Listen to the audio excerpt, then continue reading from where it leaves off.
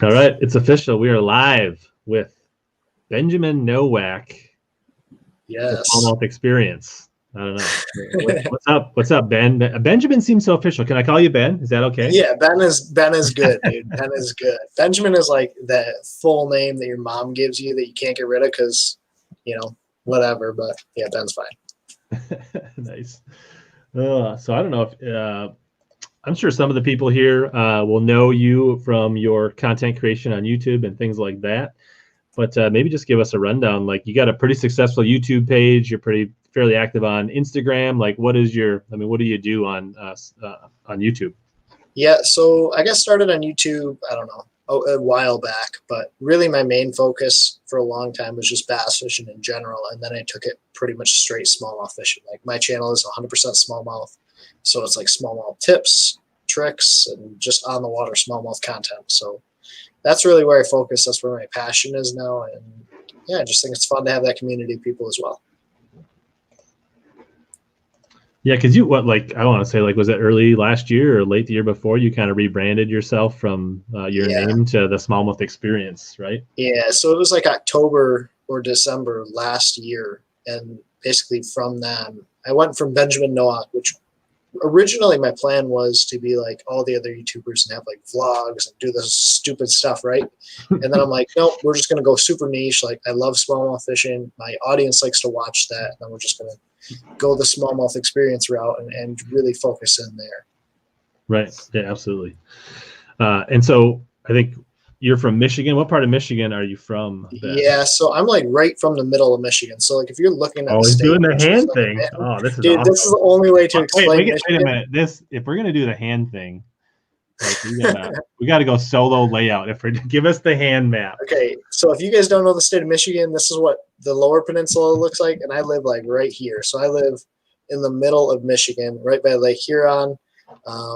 And that's where I fish a lot, is Lake Huron. But there's a lot of really, really phenomenal like inland lakes up by Traverse City, which is northwestern Michigan, and just so many good smallmouth fisheries and largemouth fisheries across the state.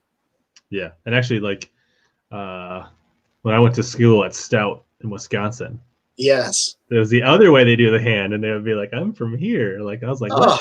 Coming from Minnesota, I'm like, "What? Why is everybody keep pointing at their hands? I don't get it. Like, this is." That's funny. That's funny. I actually never thought about that for like Wisconsin and showing the hand the other way. Yeah, you never seen that? No, it's a big thing in Wisconsin too. They just use the other hand, and they're like, dude, it's like a northern thing. So at least you're not a Youper, right? So that's yeah, that's true. The Youpers are actually like, they belong to Canada or Wisconsin, but no. So I appreciate you having me on, man. I'm excited to talk, smallmouth and just fishing in general. We talked a little bit before, but this is one of the cool opportunities that we have, kind of being online now, right? Is basically this is us just talking boat talk or fishing talk that we don't get to do because, I'm not a tournament angler. Yeah, and both of us live in a climate where we're either iced up or on the verge of icing up. So, and I don't think you're a huge smallmouth fisherman, or ice fisherman, right? Yeah, no, I hate the cold. So, like, if I can't be on open water, I'm really not probably going to be on the water. Nice. Yeah. So tonight, if you guys have smallmouth questions you're itching to get answered, Ben is your guy. He spends probably about 100 days plus on the water targeting smallmouth on some of the Great Lakes and also a bunch of inland lakes. So depending on where you're from, I know that a lot of my viewers are from Minnesota and those kind of places. They're fishing inland natural lakes, which you have a ton of experience. And I'm sure there's plenty of people that'll be on here that, fish Sturgeon Bay, or they fish St. Clair, or they fish Michigan. So you've got lots of experience and tricks up your sleeve to share. That'll be awesome because I've never been to Minnesota, but I've done a little bit of like talking with guys who fish Mille Lacs and a lot of those inland natural style lakes. That's what I fish a lot of. So it's like these inland bowls that were dug out, hundreds of years ago by glaciers, and just, that's where I spend a lot of my time. So any questions you guys have, baits, techniques, whatever, and just talking fishing. I feel like the chat is like frozen because I'm not seeing anything. It feels really weird that it isn't like moving. Yeah, so I'm not seeing any on the StreamYard, but I'm seeing a couple like just messages. The StreamYard is like hung up. So I might pop up on a YouTube. There it goes. There's one. Have you ever fished the Rapala Fat Rap, Dennis? I'm not. Yes. I'm not. It's kind of an old school bait. I feel like I just sold a short fat wrap on eBay. You're like a bait junkie, aren't you? I'm working on it. I'm trying to rehabilitate myself. Baits that you sold the other day. You had one bait that had like almost like a coffin style bill, but it was long. Oh, that was like. Are you talking about what I showed on the stream, or that I actually listed on eBay? Like, it was on your Instagram. Oh, that was a. I can actually grab that. Just a second. I'm not really a bait junkie. Like I have a couple baits that I really like, and I like to think of the things that I have, like I know a bit about, but I'm not a bait junkie by any means. So what was on the Instagram was actually this. It's an old Pose. Oh. RC3. So a Rick Clunn cedar crankbait. So it's cedar, it's wood, it's a silent. That's awesome. Coffin bill. So I think this is, I don't know, back in the 80s, Rick Clunn designed these for Pose. And they were, I don't know, I think he did well in a classic, or maybe won a classic, or at least said he did. I don't know. Back then we didn't have Bass Live to fact check everybody. So, yeah. That's a sweet looking bait though. Yeah, but they were mildly popular back in the day. They're out of business. I don't know. So, well, it's just one of those things that I probably am not going to use anytime soon. So we're decluttering this winter and getting rid of a bunch of stuff. So, yeah, I feel that. I've actually considered doing the same thing. Like I'm trying to sell some Vixens, like second run Vixens, like not the OGs. No. Yeah. So actually on the stream the other night with Epic Eric and Baitman, I was going through my boxes and found a couple original run Vixens. Dude, those are real ones that I hadn't used, and this one is like a pretty rare color. This translucent rainbow, like that. This is a lime ice that's kind of lost its paint. That was also a pretty good color. That's awesome. But I got a bunch of them in my box. Those are the things that I like.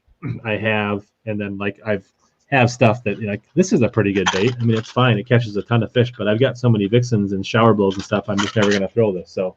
What's going on? This I got out of a monster bass box. So yep, I feel that. I have like 3 of those in my Topwaters box right now. How good is MaxScent? Okay, William says. That's a great question, and Rich actually asked me to bring a couple like baits onto the stream that we can talk about, and I brought 2 packs of MaxScent, and one's a hitworm and one's the flatworm. Which, if you guys don't know, they're very similar in shape. The hitworm is more of like a shaky head style worm, and the flatworm is like their drop shot specific plastic. I'm not so convinced that the shape that matters that much. It's all about the scent and the actual plastic that it's made out of. Like it's a very dulled out style or color of plastic, which makes it really, really soft and supple. And I think that's what actually gives it a lot of, the characteristics and the scent, obviously. But like if you can tell, it's a super dulled out green color, which is ugly to us, but I think it catches a lot of big fish. So the fact that it's just not offensive or loud and it just smells and tastes like food is. Yeah, I mean, all of their colors are like that too, man. Like even their June bug color. I'm sure you fished like some of the MaxScent stuff. Even their June bug color is like a really matted out purple color. Even the black blue, super matted out. Like, yeah, I've had pretty good luck with the generals for both species, to be honest. Like those are pretty good. I bought a few flat tail minnows, which I think are also. Yep. I just didn't smallie fish as much as I'd hoped to this year. It's just so good though, dude. Like you can't go wrong with basically anything on a drop shot MaxScent. I just think the scent is such a big thing, obviously, especially for smallmouth. So real deal, not fake news, not hype, not propaganda. No, not hype at all, dude. So Kent Middlestat, he's an avid tournament angler. He does pretty well at the smallies in our tournaments around here. He's fished the opens a little bit. I think he fished the opens this year. He says, what are your thoughts on spooning? Do you do much of that? Yeah, so that's a really good question. And I don't really throw like a jigging spoon very much, like those old school slab spoons that you just drop down on these fish. I'll do it a very little bit, like mid-summer when they're really tight on boulders and I just need to basically hit them in the head with it, like a 3/4 ounce jigging spoon on a bait caster. But I lose a ton of fish on it. But I throw like a blade bait, which is like, it's a metal body bait with a little bit of lead on the body. Like a Binsky, like a exactly, like a Demiki Volt. There's a lot of really good ones. I just pour my own. I go through so many. Like if I were to buy them, I would be broke. But I actually cast those out, and I'll fish them on a spinning rod, which I feel like helps me land a lot more of those fish. So I make long casts with them on these big like boulder flats where there's like sand spots, and that's how I catch a lot of fish like late in the year and early in the season. But I don't do like a jigging spoon like and just jig them up and down. Right. So when you say land more fish, is that the action of the rod or the drag on the reel? I think it's a little bit of both, because I found like a lot of guys talk about fishing it on a medium heavy bait caster, which for some guys might work. I mean, I'm fishing a 5/8 ounce bait on a spinning rod, but my big thing is you're fishing them on like number 6 or 8 treble hooks. Getting that hook in those fish, especially when it's cold, and just keeping that fish pinned, like having a really, really light drag. You're in open water situation. You don't have to horse that fish in. Just let him fight himself on those little treble hooks. I love fishing it on a spinning rod. Yeah. Do you do anything with like double split rings? No. Braid loops on your hooks or anything crazy? My buddy ties braid treble hooks or braid split ring hooks. And that to me is just like a waste of time. I go number 2. I know guys talk about it, but like put it on a spinning rod. It really makes a difference. Okay. Like that's my biggest tip. It was run like almost too light of a drag on a spinning setup, and you'll land so many more fish. So you ever fish Burton mullet? Yeah. I'm not a huge fan of Burton mullet. It's good in the spring. There's another lake that connects to those two that's really, really good. But other than the spring, I won't go up there. It's just really tough, super glacial, huge bodies of water. There's really big fish, but they're really tough to fish. Right. So they come up in the spring. It's a lot of fun. The rest of the year, it's super difficult. Like I'm pretty sure there's several Day on the Lakes from the Bassmaster magazine that are on Burton mullet, just the way they describe it and read it. Right. I've never been there, but I'm pretty sure based on a few shows I've seen. St. Clair's on my list. I need to go there soon. Like they have some giants, and that's like where Pipkins really started to like develop or come out with the flogger. Like when he came out with the flogger, that was up at Burton mullet, because they're catching them on beds in like 25 to 30 foot of water, super clean water. But it's tough outside of the spawn. Ontario just opened a pre-spawn catch and release for zone 20 the first time. This is really exciting news. I know a lot of the Joey DiCenzo, some of those Canadian guys that I'm buddies with, they're super stoked. And I actually have some of my like spring baits that I wanted to talk about anyways, so it kind of fits in. But I'm fishing like a jerk bait. One of probably my favorite cold water jerk baits is Rapala Shad Rap. Oh, Shadow Rap. Sorry. Shadow Rap, excuse me. It's terrible to cast on a bait caster, but you throw this thing on a spinning rod and like super flat sides, so it doesn't have a ton of flash. It's just really kind of a tight body shimmy, and that's one of my favorites. Or like if you're fishing St. Clair or those lakes where you have blade bait fish, an alternative when that water gets off color is like a Duo Realis G-Fix Vibe. So this is a lipless crankbait, super, super loud, 3/4 ounce, but super narrow body. So it fishes a lot like a blade bait, and you can keep it on bottom. So you're kind of yo-yoing, kind of jigging it type thing? Okay. Yep, just like a blade. So I'm making a long cast, letting it get all the way to the bottom, and just kind of like dragging it or slow hopping it. But those are some of my favorite spring baits. I think a lot of times when that water is really cold, I'm fishing hard body baits like blades and lipless and jerk baits, as opposed to some like swim baits or Neds. Ned rigs. Yeah, exactly. Here's this kind of related question. William Law says he heard that large chartreuse blade spinner baits fish fast will pull smallies up. When does that best, in your opinion? That's like late pre-spawn, like right before they get up on beds, and post-spawn. Like that's a post-spawn deal for me. Like when those fish start to push back out, when they're around the reeds, when they're in like those boulders, just kind of isolated fish. I don't find like a really good tool for catching a ton of fish, especially when they're like really grouped up, I think it draws a lot of fish away from the area they're in. But when they're post-spawn, you're just looking for bite, cover, and water. That's when I'm going to go with like a spinnerbait, especially around some sort of cover. Like reeds, dude. I'll fish one around reeds a lot. I think Shadow Bassin brings up a very valid point. There are no fish in the St. Lawrence and Lake Ontario in Zone 20 area. So it's just hypothetical catch and release because it's not important, right? Yeah, exactly. Favorite blade bait. So you make your own outside of the ones you make. If you had unlimited funds, you just buy and buy the boatload. What would your favorite blade bait? Binsky's really good. I really haven't fished a ton of other blades. Demiki Vault is really good, but I like that 5/8 ounce or 3/4 is typically where I'm going to be in. So you like heavier. You go heavier. A lot of people like half and light, but you prefer to go light. Okay. Well, my big thing is like get that bait on the bottom. I want to make as small of movements as I can with that bait a lot of times, unless they're really, really aggressive. Like I'm typically fishing in really cold water, low 40s to like freezing temps. And so heavy bait, get it on bottom and fish it slow. The ones that start up really quick, the Binsky, Demiki Vault, there's another one, the Jackal Kiera blade is just a really small profile one that's really good as well. Nice. So you're kind of like, once it gets up to about 45, you're looking for looking for other baits and other opportunities. Exactly. I'd probably pick up like a crankbait or like a deep diving jerkbait, like a 12-foot diving jerkbait. So like a Strike King. I really like the Strike King, like super deep diver. The Stacy 90 is a really, really good, like overlooked deep diving jerkbait. You basically just get it down there, reel it down. You hit it, and then you wait like 20 seconds. Kind of pull it, kind of like It's not so like aggressive like a lot of your jerkbait fish. Right. It's more so like it gets there and then you just move it. That gets a lot of bites too. So 45 or less, and then after that, I pretty much want to fish something a little bit more fun. Yeah. Yeah, nice. Favorite topwater?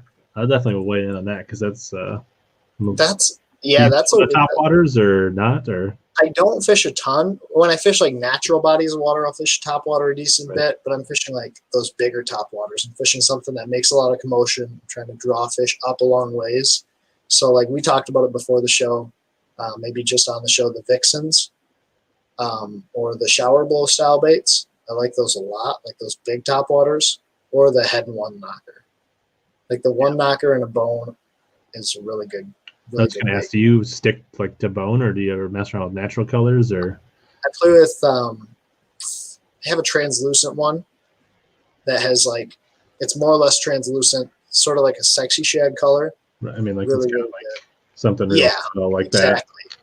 So like a little bit of a lighter, white, more opaque bottom with clear sides. But otherwise, like if you don't know what to start with that.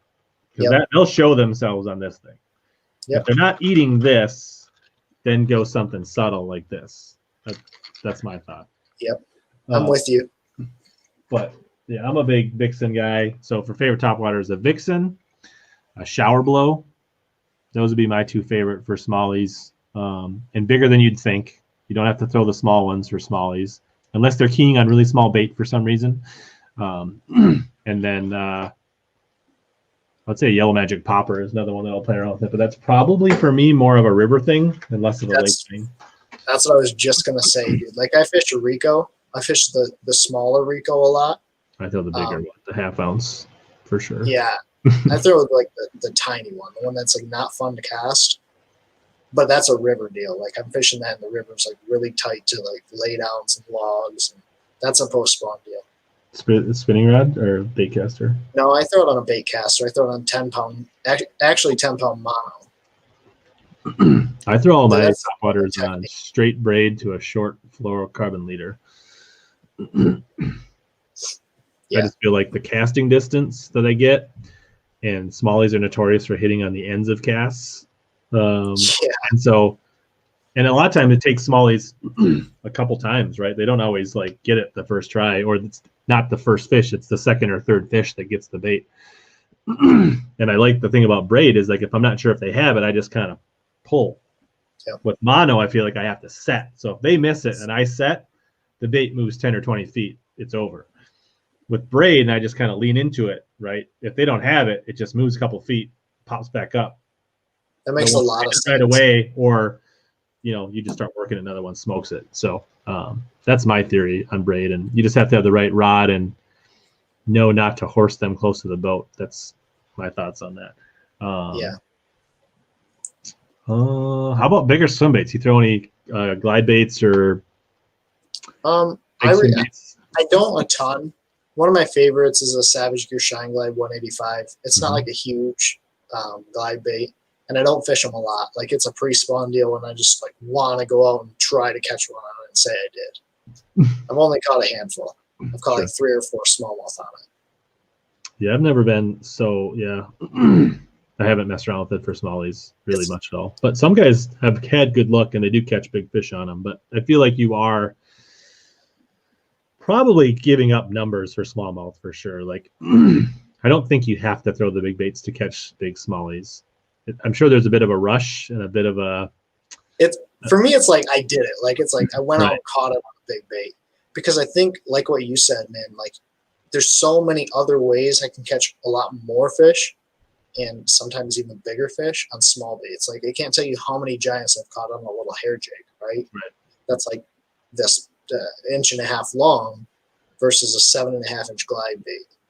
So I think, like you said, you're giving up so many numbers just to say you caught one on a big bait. And it's not so much like largemouth, where I think, like, if you're really trying to catch the biggest fish in the lake, the swim bait's the way to go. I don't know that that's so much true with smallies.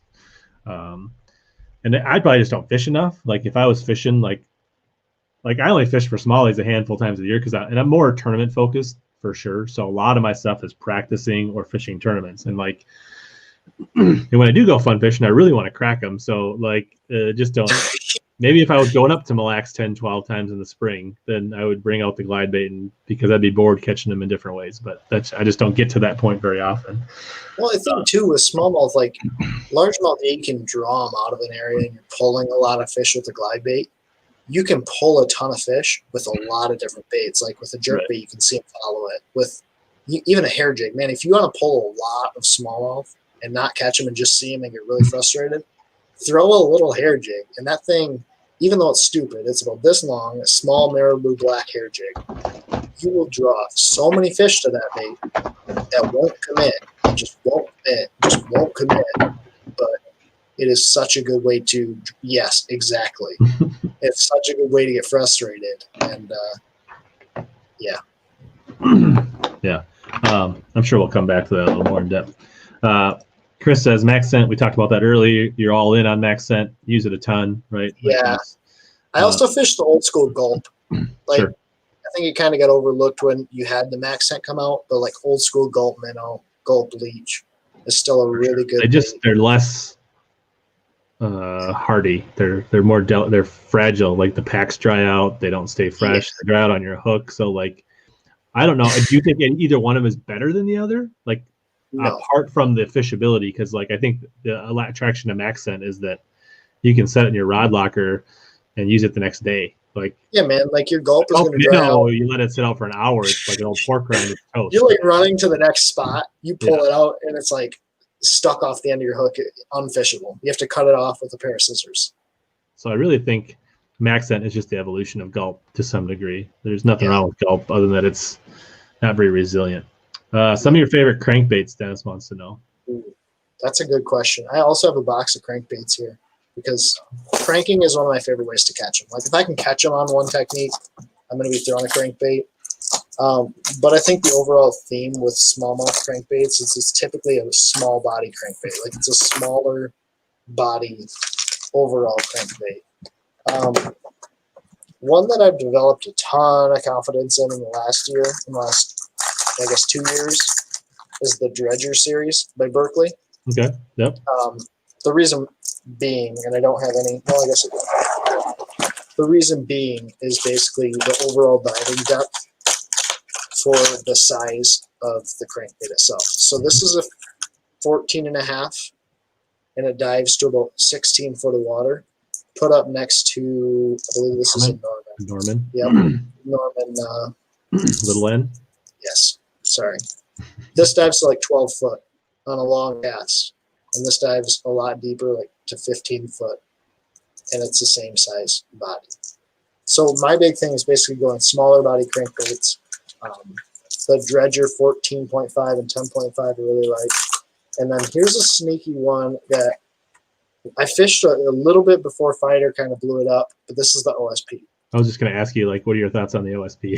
The OSP is insane, dude. Like, there's times when I think it makes a difference, and there's times when I don't think it does. But when things get tough, and you like are fishing around other guys that are fishing crankbaits a lot, this just gets a lot of bites. It has a single knocker, so it's not super loud. It's a different sound, and it's a really, really small body. Is that like a 10-footer? Yeah, they call it like a 10 to 12 footer. I put it on like 12-pound test to get down to 10 foot. So it's like it's a replacement for a DT10. It's a little smaller body than a DT10. Exactly. And the the other DT10 is one, a pretty popular bait, right, as well for you guys. Like, yeah. I feel like. Yeah, and the other one that's really good and pretty much impossible to get good ones anymore is the Demiki. This is a DC 300.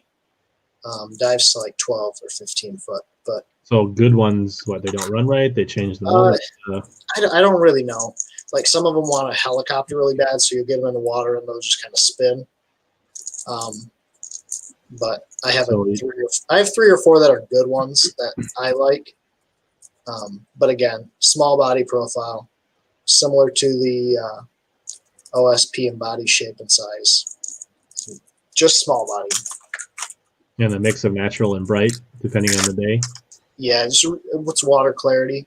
So like I typically fish areas where I know, like I go in knowing what water clarity should be.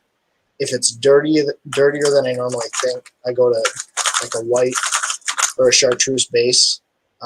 If it's clean, obviously I'm going to like a more of translucent base. And clean is all relative. So like if there's an area where it's normally 3 foot clarity and today it's 0, I'm going with like a white base or a lighter color base. And then as it gets cleaner, I'll just go to more natural presentations of colors. But likewise, if it's 10 foot normally and it goes to 5, you'll still go bright. Yeah, exactly. Even though that it's cleaner than... Even though it's cleaner than like other areas, it's all relative for me in choosing colors. Relative to the lake I'm fishing. Ooh. Do you know anything about... A buzzbait. That's a good one. I don't fish a buzzbait a lot. Yeah, not for... I don't fish it a lot, and I don't fish it for smallmouths very often either. If I'm on a river, I have so much more confidence in a popper. Why is that, do you think? Is it just like more bugs and things on like the top of the water just kind of like scooting along? Or? I don't know. I mean, the big difference for us, like we don't have shad in any of our lakes, but our river, Mississippi River, has shad. So I think it could be a forage thing. And there's a lot more like when shad get busted, there's more of a pop, like I guess a lot of our lakes, they don't typically surface the same way. I mean, you'll see fish surfacing smallies like on, but a lot of it's just like swirls and like, right? Like on the river, it's like, and that's where I think that popper shines because it's like a really aggressive feeding, like shad, like busting. I don't think on a lot of our lakes, we don't see busting as much because of the forage base. What are you going to do when all your vixens are gone? The thing is, I think I've only lost one vixen in my life.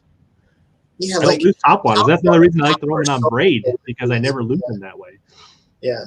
The other thing too, there is a really, really good substitute out there. It's the tackle. One knocker. Right? Yeah. Yep. The tackle. There's the tackle one knocker, the paychecks, but those are almost as hard to find or harder to find than the vixens. Yeah. A lot of people say the new vixens are just as good. I can't give you an opinion because I have so many old vixens. I have not bought any of the new vixens. I'm not gonna lie, like I'm just not a vixen guy. Like I've fished them a little bit. I just don't know in my brain. Like I've never had a day where I like tie on a vixen and smash them versus tying on something else. You know what I'm saying? Mm-hmm. Like what, in your opinion, makes a vixen? Like I think it's a unique sound. It's loud, so it's not always the best. It's easy to get this. Like it walks super nice.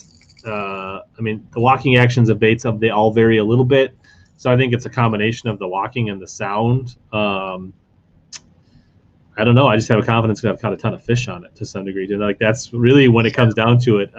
Does the why really matter as long as it works? Agreed. But it's not always. Sometimes they want something more subtle. So sometimes the vixen can be too loud and too obnoxious. That's why I think a shower blow is a little better when they want something a little more subtle. So those are. I mean, if I can't catch them on those two, I'll probably get. What's that? I've always just been super interested in it because like I have vixens and I always said like, man, I just have to go on and throw it and I have to just put it in my hand and like get the confidence there. But it's one of those baits like, again, like you said, it's just about having the confidence. Yeah. All right. Thanks for tuning in, David. Thumbs up, crew. That's a reminder. Great reminder. If you guys want to smash that thumbs up, show the appreciation that Ben took the time to join us.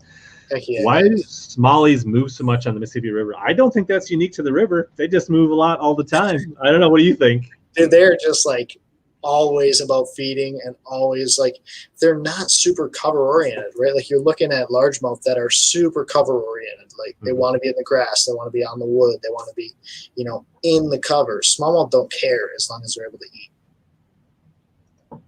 Yeah. White Whale says 6-inch glide. He thinks underrated. I can see that.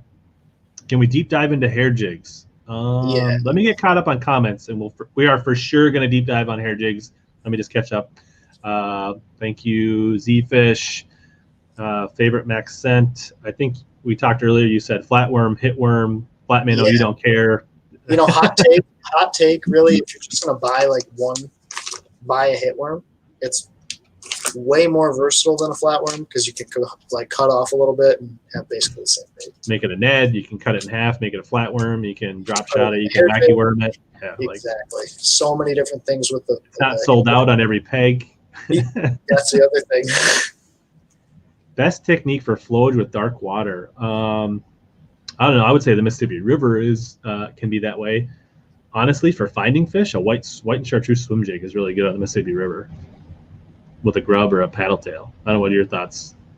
I don't fish a lot of like super current driven bodies of water like rivers or even reservoirs. But I mean, same sort of idea. Swim jig in the spring is a big technique for me. So is a crankbait. Like I'll fish a square bill a lot. Yeah, I think in general, the only difference is you're going to fish a little more shallow and maybe a little more current or cover break oriented. So instead of a DT10 or an OSP, you're going to throw more square bills. You're going to throw more swim jigs. You're going to throw more spinner baits. But the same things apply. Smallmouth up north, like the sun. So do your smallmouth like sunny days? A lot. What do you think? They like sunny days as long as there's like a chop on the water. If it's flat, calm, and sunny, you might as well not even be out there. Like they suspend so hard, and like that's when your spy baits are going to shine. That's when your small swim baits. But if it's got a chop and I have really good luck chasing super shallow fish when it gets dead calm and flat, like on the lax. Yeah, that makes sense. I don't know if that's they like to go shallow because they see that as an opportunity they can see, or if like those shallow fish can't really like suspending in 3 feet of water is still. I don't know, right, but with that much less water, like you're able to put a bait in their face. Right. And I also think and they really get cover. They get around boulders. They get around buoys. They get around sailboats. They get around swim docks. Yeah. This to me becomes, I guess, more of like a struggle-based question, especially on the Great Lakes, right? When there's so much water. Right. Like, where is your shallow water? Like, is it this ramp or is it like 15 miles down the lake? Right. But I think you're right, especially on inland bodies of water, shallow water. That's when you're going to throw your, small swim baits or things around shallow water. And I think to some degree it depends on how you prefer to catch them. If you're a person that likes to target smallies on boulders and go fish your 100 favorite boulders, a sunny dead calm day can be really good. I'll tell you what really was interesting, man, was when those guys were on the St. Lawrence this year and you had like Cody and Chris Johnson, and one of the days got really, really slick and you saw them go shallow. It was interesting to see how those guys were like looking for these boulders or looking for this shallow cover, like you were just saying. fishing with hair jigs, fishing with small swim baits and Ned rigs. That to me is so foreign because I don't. It's not that I don't enjoy it, but it's just something I'm not really confident in. So yeah, it's like, what are you confident in, and what do you like to do? Right. Kenny says, "Do you like to make bottom cast, or does it not matter for smallmouth?" I use a lot of reel cadence. So like, I fish my bait up like 1.5 feet, 2 feet, and change my reel cadence. Especially a lot of the times I'm fishing around like sand bottom, and so I use my reel and my rod to make that bait do different things. Yeah. So no, you don't need to hit the bottom. No. Yeah, sorry, no. I think I agree. Charles, you can read that question, I guess. Do you ever fish super shallow sand flats post spawn? This for me is when they get around those boulders. This for me is when I'm looking for very, very, very specific isolated pieces of cover. Like these fish are post spawn. All they're looking to do is just recuperate and get back to like moderate depth or deeper water. And so yes and no, like I'm looking near those spawning areas where there's isolated cover. Okay. Yeah, I think on Mille Lacs you see it. There's a lot of roamers fishing. They get on those rock edges, those sand flats. Yeah. Facebook question from Dale. Post spawn, where do you find the majority of your fish? Flats, drops, points, etc. A lot of mine again are like, if they're spawning in 3 to 6 foot of water, I'm going to be looking in 8 to 12 foot of water, and I'm looking for super isolated things. Whether it's a small, like, dude, it could be you have a drop off and it's pretty much straight, and there's a little inside turn that goes in like 2 or 3 feet, and it, isn't very long. Like that is a huge change for these fish when there's nothing. When there's like nothing, a small inside turn or boulders or whatever like makes a huge difference. So my biggest thing, isolated cover or isolated contour changes are huge. Sure. Cool. Yeah. And it's all relative, right? If they spawn in a foot of water, then it's 3 to 6. If they spawn in 3 foot, yeah, you're looking 5 to 10 or so. Yeah. Hugo Claire says he caught a bunch of smallies on rat wakes. That'd be cool. That'd be sweet. Shout out to Illinois Fishing. Ben, you're a stick. Tom says hard for me not to tie on a 3-hook spook. Absolutely. This is actually one that I found.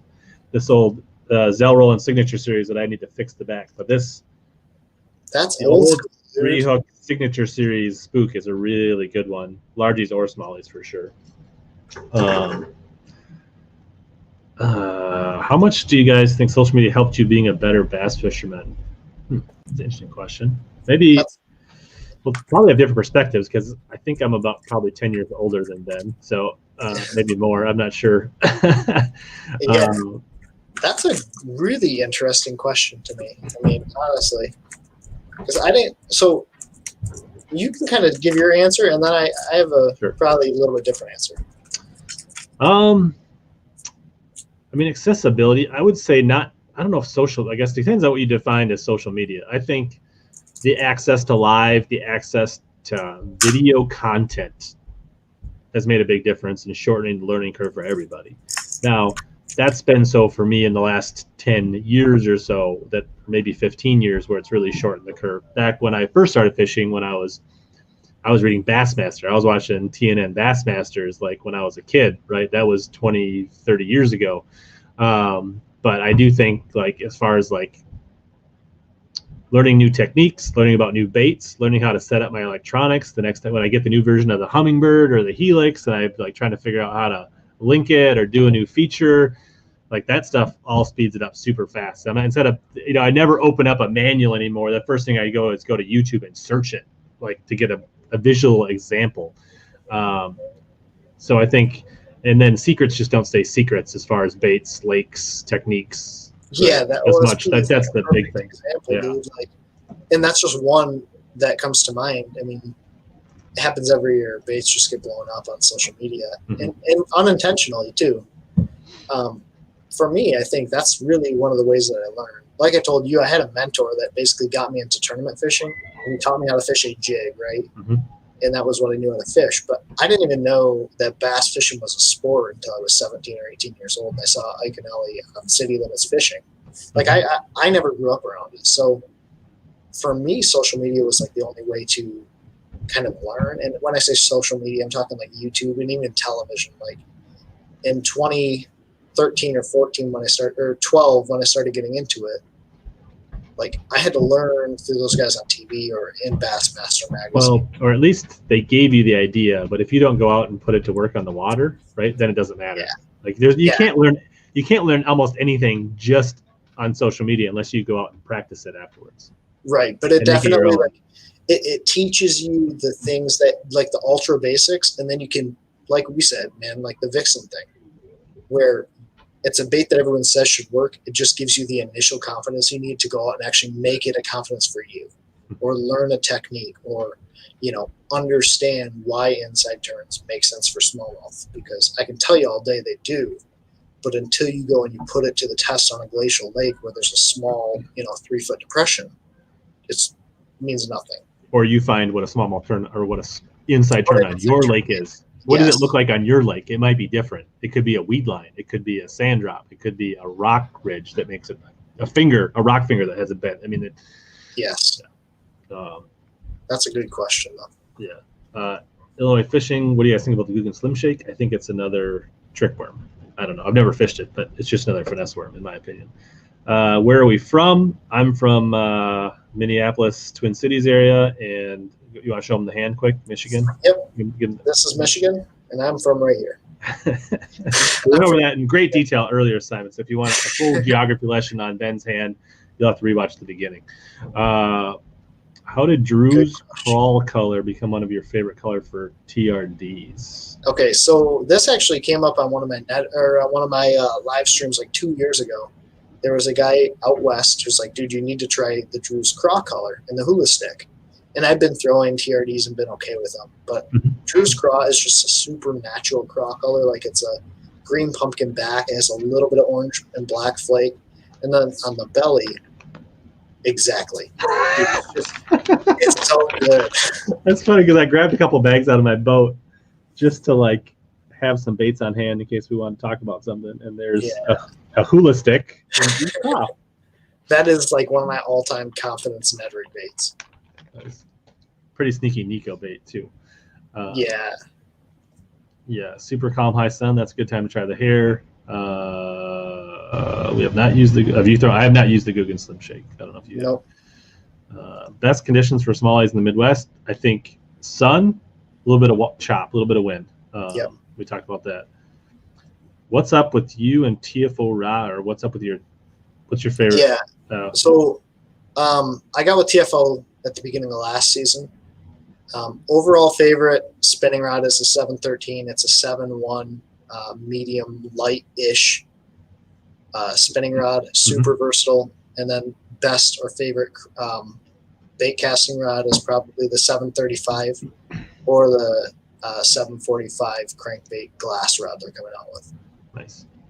Which OSP is that one that's super popular? I throw the EXDR. I'm not really sure which one Fighter was throwing, but I think the one that I have is just confidence now. It's Ill Fishing, not Illinois Fishing. TNN was our social media. That's true. What's funny is I just barely remember TNN. Like that's where I watched hockey. The Red Wings were on TNN.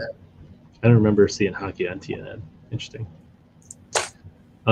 Go-to bait for suspended smallmouth. Have you tried freestyling? No, I've not tried freestyling. I know Paul Mueller is an absolute hammer of all species, but it's freestyling like the Mickey rig? It's sort of, it's like Demiki rigging, or it's like a cross between Demiki rigging and tight lining. So throwing out like a straight tail minnow on a jig head and pendling them it? Yeah. Yep. I saw some people do that on Pokegama here locally one time years ago, and that didn't seem like fun. Back in the day, all the shows, all the greats. I was a big Hank Parker guy back in the day. He was my favorite of all those.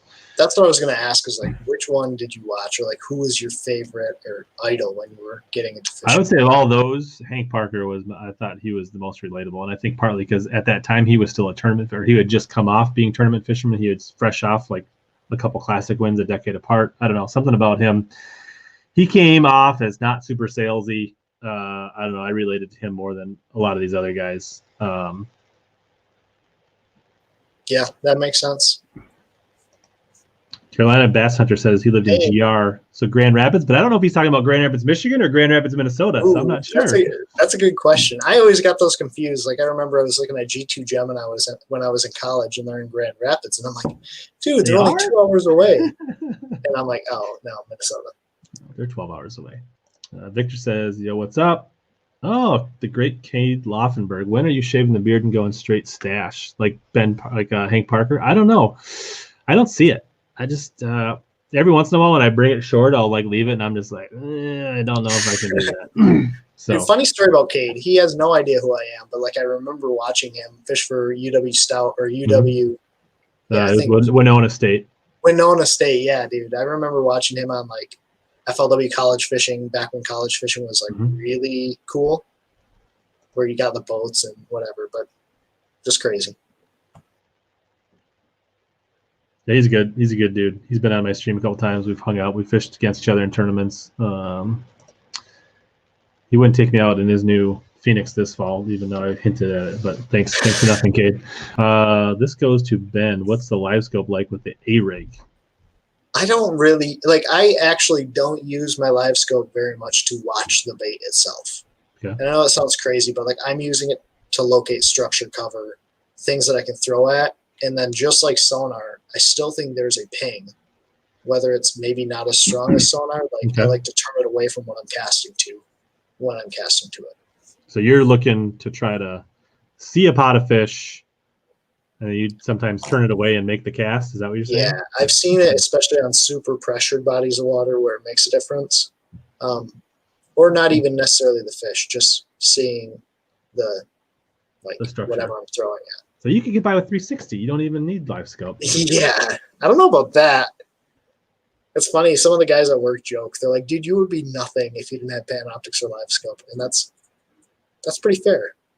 I would be skipping jigs. Interesting. Yeah, I still have a 959 on the front of my boat, but I actually did order a new Helix 10 that's sitting under my table here, and it showed up the Friday I drove to Pickwick.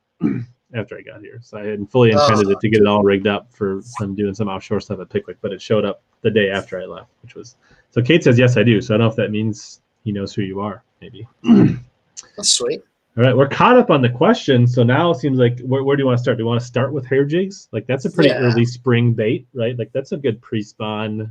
So that's a segue into the spring. So we really want to, I told Ben, like, I don't really want to talk about the winter fishing that just happened.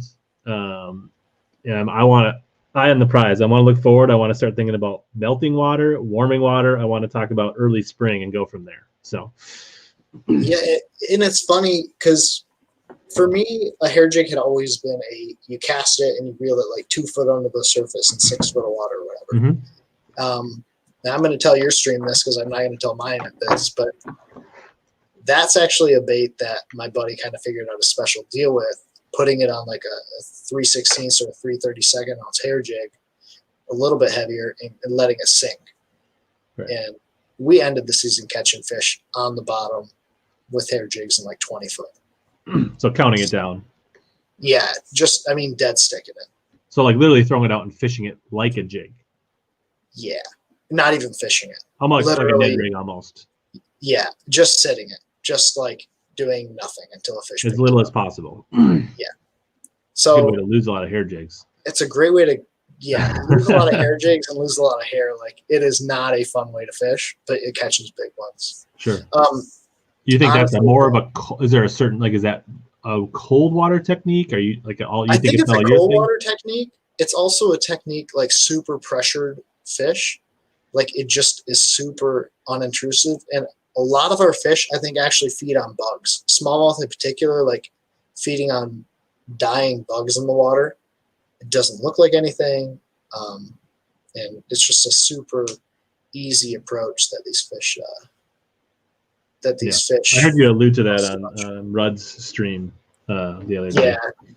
Yeah. So let's so that's another thing. But also you do cast and slow roll and swim a lot of hair jigs as well. When do you think that is best, or what are you looking for? Conditions or season or depth or cover? What do you think is best for? I'm super like late pre-spawn through the spawn and post-spawn. I'm like, there's a 1 month window, and I know that's wrong. Like, I've heard the guys that are like, no, it works all year.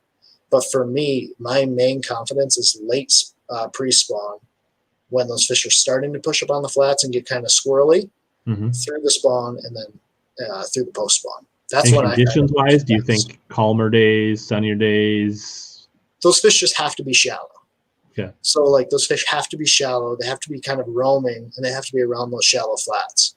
So, like, 6 to 8 foot of water or less is where I'm typically going to be focused with that. As long as I know they're up on those flats, I'm going to throw it. I'm going to have it on the deck. Yeah, I mean, I think they'll bite at any time, but I was like, at a certain point, if it's got a good chop and it's cloudy, I would think a spinnerbait would catch them better than a hair jig. It probably would. For me, it's like when those fish get really weird, though. Right. So whether it's weather-wise, whether it's pressure, barometric, whatever, if they're off for some reason because it got cold or it got hot, real like a big temp, like anything that would put them in a funk, grab the hair. I guess that's a good way to think about it. Exactly. I mean, because I'll be honest, I'd much rather be throwing like a lipless crankbait, burning flats and covering water. But if they're not obviously, you can. I think most people throw their hair bare. Do you ever put like just a tiny? Yeah, so I actually put a piece of hitworm on it. Okay, a little tiny. Yep. I don't want it to really do a whole lot. Like, no, you want a do nothing piece, like a little stubby piece of Senko, a little like this is like I think like, a tail of a 2.8 Kitech with the paddle tail cut off. Like you want exactly nothing. Like nothing. I just want something to add some weight. Like I cut off just this tiny piece of hitworm, right? Right. So like a ½ an inch of hitworm to put on the hook. So I think what it does, it pushes the hair out, gives it a little bulk, gives you more casting weight. And then if they do bite it, they're finicky, it can give a little taste or it can give a little feel to it. So they'll hold on to it maybe for a second while you set the hook, right? I don't know. That's my idea. But yeah. And I think, again, I'm going to go back to MaxScent. But for me, scent with smallmouth just makes sense. So like having a MaxScent plastic on the back, I don't know if it makes a difference, but I think it makes a difference in getting more bites. Yeah. Did you ever try drop shotting a hair jig? I played with it this year. I kind of got tipped off to some stuff that guys were doing in Canada, and I played with it, but it's not a confidence thing for me. Sure. And then for you, black most of the time? Black, yeah. 90% of the time. I think you said black 90%, brown 8%, and then green 2%. Yeah, exactly, dude. That's right. It's funny because this is that kind of olive green that's your 2%. Exactly, dude. And I think I have a tiny piece of a MaxScent General. Yes. I mean, for me, it's just like, I don't know why black works so well. Black on a drop shot is a phenomenal color too. But it's just like, if they won't eat a black one, I'll tie on a brown one, especially like if I know they're on crawfish and I get that bait closer to bottom. Brown works, especially on inland bodies of water better. I don't know why. And then I'll throw a green pumpkin if I just want to get really, really crazy. Yeah. So once you go black, you never go back. Yeah, exactly. That's fair. Yes, Bob. This Ben did do a big video on a flood around his hometown in mid-Michigan.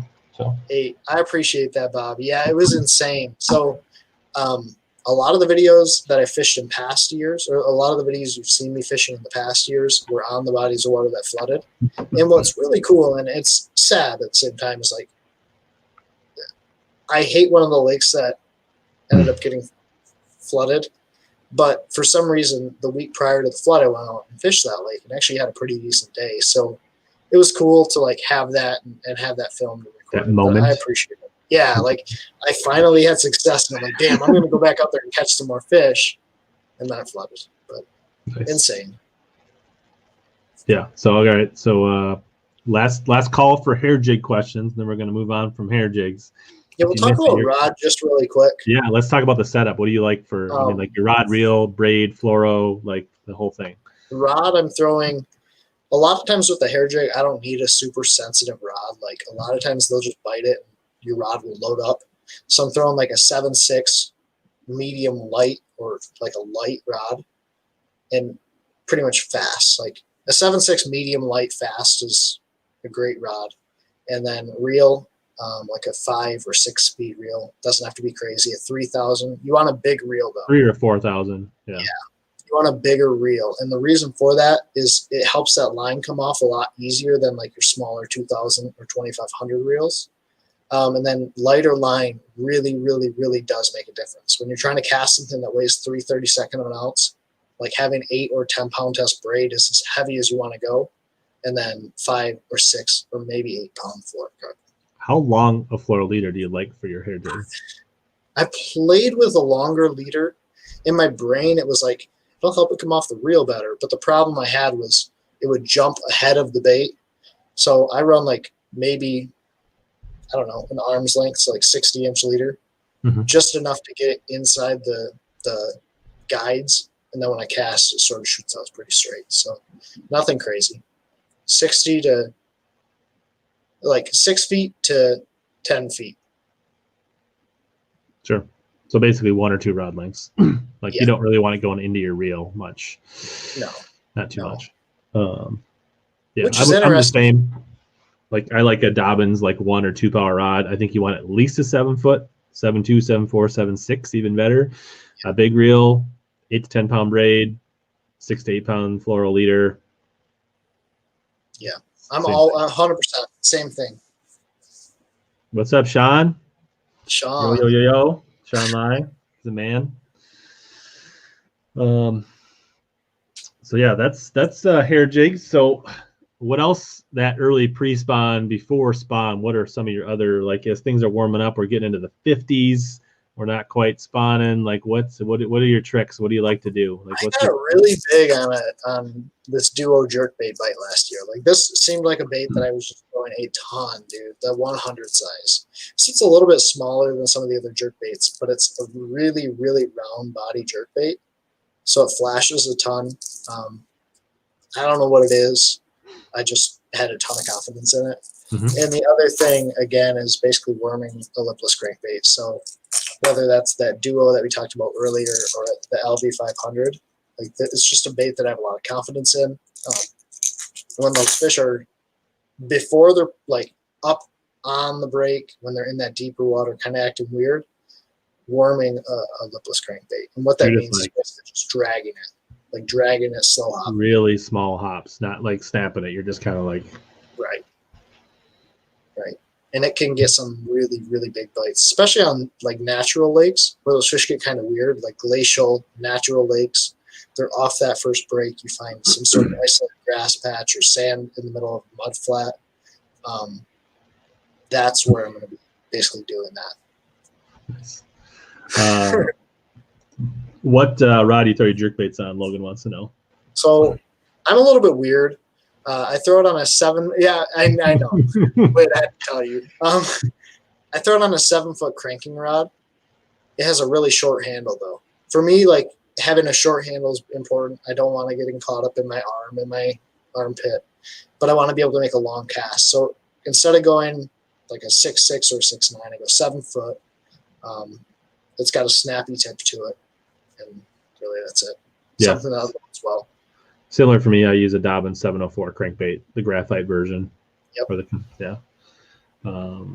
Yep. Sean gets around the streams a little bit, but we appreciate Sean. Will I do beat HellaBass fantasy fishing? For sure, as long as they'll have me. I guess I got to reach out to my boy Ronnie and make sure I'm still a pundit next year for fantasy fishing. So assuming they'll have me, I plan to be back doing the Bassmaster fantasy again. You play fantasy fishing at all? Do you follow this? I know you're not a big tournament guy. Do you follow the tournaments at all? Oh, man. I follow the tournaments a lot, which is very odd. But for me, it's more so like to learn what they're doing. I love to watch those guys. They're insane. You're not so much watching the standings as much as you want to see what the guys that made the final day are doing.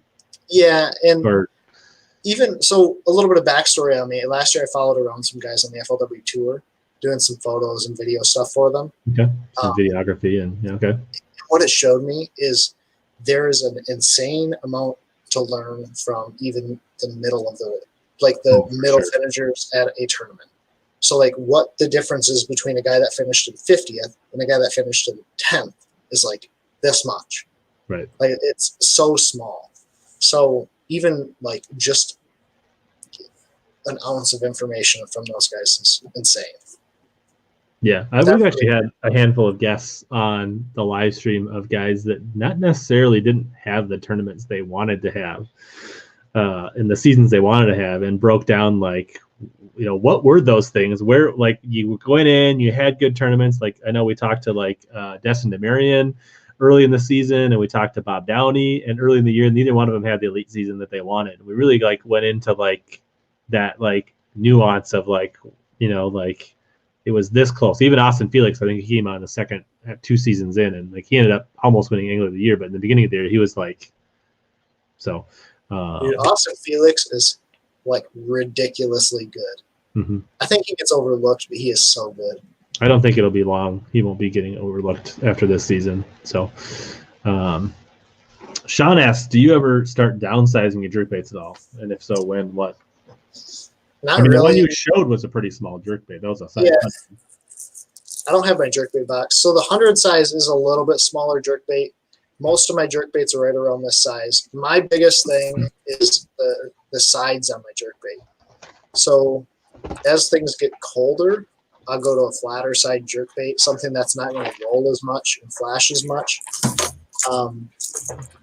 Like this right here, which is the shadow wrap. But I'll fish like a pointer 78. I'll fish the Debicki 90 Abyss. So a little bit smaller, but I'm not going like significantly smaller. You know how you talked about the Vixen, no confidence and can't catch them? That's the shadow wrap for me. Really? I can't I could throw a 110 and catch them, and switch to a mega or a shadow wrap and not catch them. Like catch walleyes. Like I don't know. Like, you know what's really weird is I had zero confidence in the shadow wrap until I saw my buddy like smashing me, and Alex was throwing a Vixen, or excuse me, a 110. Sure. And so I picked up a shadow wrap and started catching them. But until then, I had to realize like I have to throw them in a spinning rod to get them, like to effectively fish that bait. Yeah, I won't do that. So, I mean, I'll throw a spinning rod for drop shot and Neds and that kind of stuff, but I ain't throwing it for. Yeah, but for jerk bait, it's very weird. Like this the is change question. It's weird. Have you tried a chartreuse head on your hair jigs? No. Have you played around with it for like Neds and grubs and stuff? In Ned rigs, I think it makes for like jig worms and stuff and Ned rigs. I do play around. I will buy them or paint my own heads, and I do think both largies and smallies that can be a thing. But I've never. That's an interesting idea. A little dot of chartreuse on a black. That might be something. My buddy actually smashes. Like there's days where we'll both fish pretty like similar, and he'll have a little bit of chartreuse in his hair jig, and I won't. And then there's days she just ruins me. Like it's not even funny. We didn't show that. I don't have any of this, but I did. If you go back and watch Ben's hair jig video, a lot of his hair jigs have like 1 or 2 strands of tinsel in them. Yeah. Like purple or silver. Yeah. He ties one with, and it has like chartreuse, like it's actual marabou. Right. But I'll just have like a flash of like 2 strands of chartreuse tinsel on mine. So that's and there's probably like 1 day out of the year where he'll smash me, but that 1 day is, you know. But no, I just want to touch on one thing there. So for Ned rigs, I think it makes a big difference, especially like early in the year. I've seen it make a difference in the springtime. Later in the year, I don't know if it does, but it's one of those things I have them in my box. This could go back to that conversation you had with Alex about fish not seeing as well when the water's cold.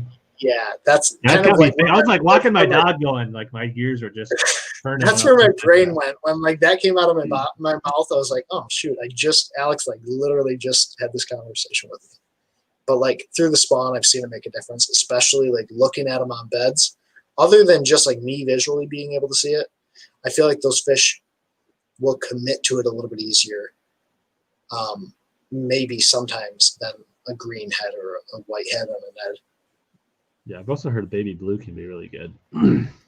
Like a real pale blue, which makes sense because that makes sense. I bought some Sally Hansen and Baby Blue to try it. I just never got around to painting them up to try it. But it makes sense because blue is one of the things that keeps its color through the darkest and deepest watercolors, like a black and blue jig, right? It's super interesting to me. Which also, when you guys are talking about that, and I was like, well, maybe that's why red square bills and red lipless and red jackhammers works well in the spring. It's coming out of that cold water, and they're not like seeing well yet, and it's just like they can see it and they can find it. Yeah, and it's just so bright and bold, and it's like, you know. All right. Either of you see that video? What? Are you 110 freak? Do you like a 110 a lot? I mean, like, I'm not a huge jerkbait guy, but if I'm gonna throw a jerkbait, and especially if it's gonna be a tournament, it's gonna be a 110 probably, unless I see something otherwise. Yep.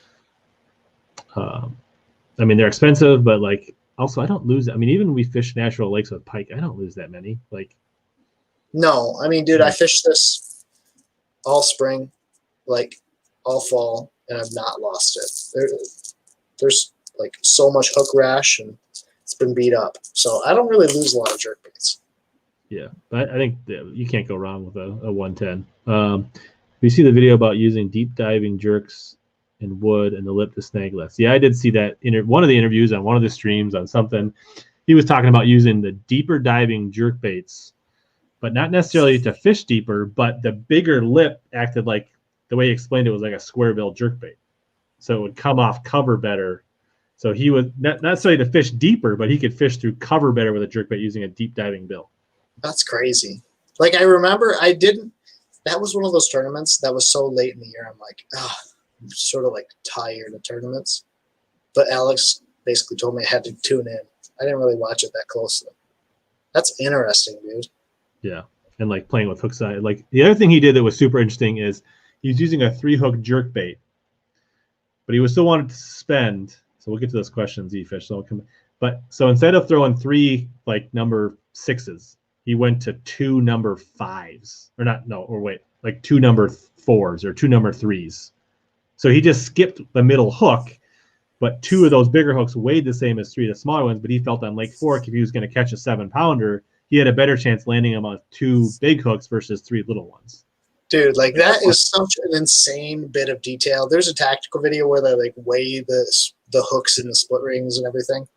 And there was one time where I was like, yes, it makes an absolute difference. But what we were doing is so much different. Like, we were sinking a jerkbait to get it really deep. Right. But that is such an insane level of detail. Yeah, I mean, I've like played around with like adding an extra split ring to the front one to get a little extra depth, but that's about as crazy as I've got. Yeah. I'm a very like seat of my pants sort of fisherman. And I think I'm a very logical fisherman where A plus B should typically equal, C. But I don't know. That's like a totally different level of crazy. Smart crazy. Yeah. Do you think megabytes are worth the money? Yes and no. I think there's a lot of good jerkbaits that are, if not as good, or get you pretty close. And especially if you're but it all depends on like how much value you put in to your fishing and how valuable is your time, and do you want your bait to work. I don't think it's crazy, out of line for a $20 jerkbait if it catches you fish and you have confidence in it. It's a good bait. I'd rather buy a $25 jerkbait that I know works really well than a new jerkbait that costs $7 that I'm not sure if it's going to catch fish or not. Like, yeah, I remember like even 5 years ago, like there was a bigger price discrepancy between like megabass and a medium like range jerkbait. Now you're talking $8 or $9, sometimes $10 for a standard jerkbait. Yes, it's big. It's a lot of difference, but at the same time, if you're buying 2 of those jerkbaits to 1 megabass, I think the one time a megabass maybe really shines is when you really need a true suspending bait in cold water. Yeah. If you're like, I would say, I'm just guessing, like for Smallies, which is the main focus tonight, most of the time you're actually working it pretty fast. You're trying to get reaction, right? Like 80 to 90% of the year, you're just like smashing it, quick pause, smashing it, quick pause, right? You're trying to elicit a reaction strike. During that time of the year, I think a duo, a lucky strike, a bunch of, a lucky craft, a bunch of rip baits, jerk baits work really well. When you're at that 48 to 52 degrees and you really need that bait to suspend and sit perfect and horizontal, that's probably when the Megabass is worth the most money. Yep. And their stuff is so highly engineered to the point where, like, they have an ice slide that will sink at a certain, like, water temp. It'll suspend at a certain, like, they have baits so highly engineered. It's not just taking a bait and molding it with the same body shape, hoping it does the same thing. It's insane. So this is a good question. Fishes a bunch of natural lakes in the Northeast, which I don't think they're much different than our natural lakes, Michigan and Minnesota, based on me following the turn. I've never fished in New York or Maine, but based on what I've seen, they look very similar. He says he does well on largies, but can't necessarily find smallies in these lakes, but they know he has them. What are your thoughts on, like, what would you suggest? I'm looking, like, first thing that came to mind was Champlain. I've been there like 3 times now. The biggest thing I'm looking for is some sort of offshore cover, whether that's rock, whether that's a bottom contour change, or whether that's, I guess those are my 2 main ones. And then the other is current. So like fishing bridges and pilings, and Champlain in particular, you have these flow throughs where a lot of these fish will group up on this bridge. Yep, exactly. And so I'm looking for current, and I'm looking for offshore cover structure where these bait fish and things will hang out. Yeah, I would say the other thing that I see on some lakes in Minnesota, natural, is the smallies will get a little shallower than you think. If you can find sand flats and gravel flats, like sometimes they'll get into just grossest looking, awful looking stringy grass, and it looks like nothing. But if there's perch in those lakes and they get on them flats, you might find a lot of fish in like 3 to 8 feet of water on I mean, if you're used to fishing for largemouth, this will look like do nothing cover, like looks like scrap. That's another like sneaky place to look for smallies on natural lakes, depending on the forage. That's a great point too. Super shout out to Sean Lai for the super chat. Thanks. He says thanks for having Ben on. Appreciate it, Sean. You don't have to do that, but it's always appreciated. Let's see here. We got a couple 110s. We talked about drop shotting here. Ben says he's dabbled with it. Not a confidence thing for him yet. I've never tried it. $32 for a Vision 110 in Canada. Is that Canadian dollars or real money? I'm not sure. Sean, he super chatted, so we'll make sure we answer his question here. What is the dominant pattern on Lake Michigan? I don't know.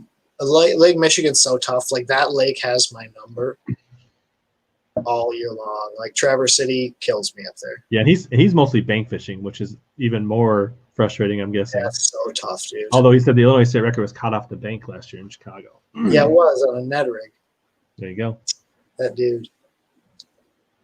Let's go visor gang. That's right. How'd you decide to rock the visor? How long ago was this? We talked about this. So a normal hat just doesn't fit this cranium very well. Like a normal hat, like it just sits like super high, and like my hat like is right there. Like it's just visor works. Visor works for you. Some hats like this Omnia hat actually looks pretty good on me, but I'm still like topping this bad boy out. Like, but most hats are like they're topped out, and it's like just not good. So I don't know. Like, and there's a lot of advantage, and I got videos on why the visor is so a dominant force. In the summer, it's cooler, especially as long as you're not lacking coverage up here. That's a problem. But as long as you have hair, then you get airflow. I would be so screwed. Yeah, like that's when you go down the lake, you just throw this bad boy over the shifter. Mm-hmm. Like super easy. Or if you're a co, you throw it over your elbow and grab the shit bar. Like there's a lot of advantages to the visor and its versatility. And like when you wear shades, you tuck them right in here, right? Like versus putting them out here where they just like fly off if you like forget, right? Or turn your head when you're going on the lake or look over right? You tuck them in, they're there when you're not wearing them. So there's a lot of advantages there. I never thought of that. I mean, I'd never be able to pull it off, but Yeah, Chad's got it right. My head's mostly too big. Does Sean have a? Yeah, so he's got a man bun. So I think the visor and a man bun is a perfect win-win. Like, so Yeah. if you got If a I favorite had hat, long Sean, hair, you're a huge supporter of live streams in the channel. If you want me to make you one, you send me the hat. I will customize it and send it back to you as a visor because we're good. yes. Dude, I'll tell you what. If I had long hair, that would be just so. You're just like just the flow off of it. Oh man, or like have it come out where it like actually covers part of the visor. kind of like Cliff Perch does that a little bit. The Golden Ram, he'll let it kind of like, or Bernie Schultz, he'll kind of let it like peel over. I'm not quite like, I'm not good at that, but nice. All right, got a good visor brand recommendation. No, I just I like, it's so much in the fishing industry. It's so easy to get a decent free hat. Like they give them away at sports shows. You buy a reel, you get a hat. You buy a rod, you get a hat. You buy whatever. You walk down an expo, you get a hat. You just make your own. Like why buy it? Did you just cut that one off? Yeah, this is. Oh dang! I didn't know that. Yeah, all my visors that way. Like I guess this is one of the few that I have. That's an actual visor. Is this old school Bassmaster one? I love that, dude. That is like, that reminds me of the college, like those college shirts. Yeah. So this one, the reason I have this visor is because I fished as a co on Amistad when they still had co's in the Elite Series, and one of the rules is when you go across the stage, you have to have a bass shield in a tournament. Gotcha. So I bought this at the trailer because I didn't have because either that or like wear a yellow, like they gave us a free yellow Bassmaster. I mean, like that made this thing look. I mean, like this thing is very basic, but it was like the old cereal box was like yellow, like cereal, like it was like a yellow hat that said Bassmaster, like just like. Yeah. No. I was like, I'm gonna grab this visor. I'll wear this in the tournament. So that's my memoir from that Amistad tournament. So that's an awesome story, dude. And I actually fished. I practiced with Remitz, and that was a tournament he won. So I got to see what he was doing before he even won it. And then I fished with Glenn DeLong, who didn't have a good tournament. And then I fished second day. I fished with Takahiro Omori, which was really cool. And then third day with Jason Quinn, hardware. Dude, I remember Jason Quinn. He was sponsored by like what Evan. I heard he's having some health issues right now. That's sad. That's so terrible. I feel like my visor's a little like the stream makes you really like realize your hat's not straight. Yeah, I know. Like I keep checking my hat, and I'm like, advice for a co-angler. That's a great question, dude. The biggest thing is yeah. So that's kind of how I got into bass fishing. Biggest thing with co-angler for me, as a co-angler, is try to take in. Yes. Throw a Ned rig all the time. Throw a Ned rig all day, all the time. And the other thing is really just be. I hate to say this; it makes me sound like a jackass, but like it is really a learning experience most of the time. Go in with the right mental frame to begin with. Yes, exactly. Go in to learn. If you catch fish and cash a check, that's the cherry on top. Yeah, because there's going to be days where the unfortunate reality is your boater may not be on like the right school of fish. So be willing to fish areas they're not fishing, one, and two, just understand like you're there to hopefully learn from the person in front. And you can learn from what they do well and what doesn't work for them. And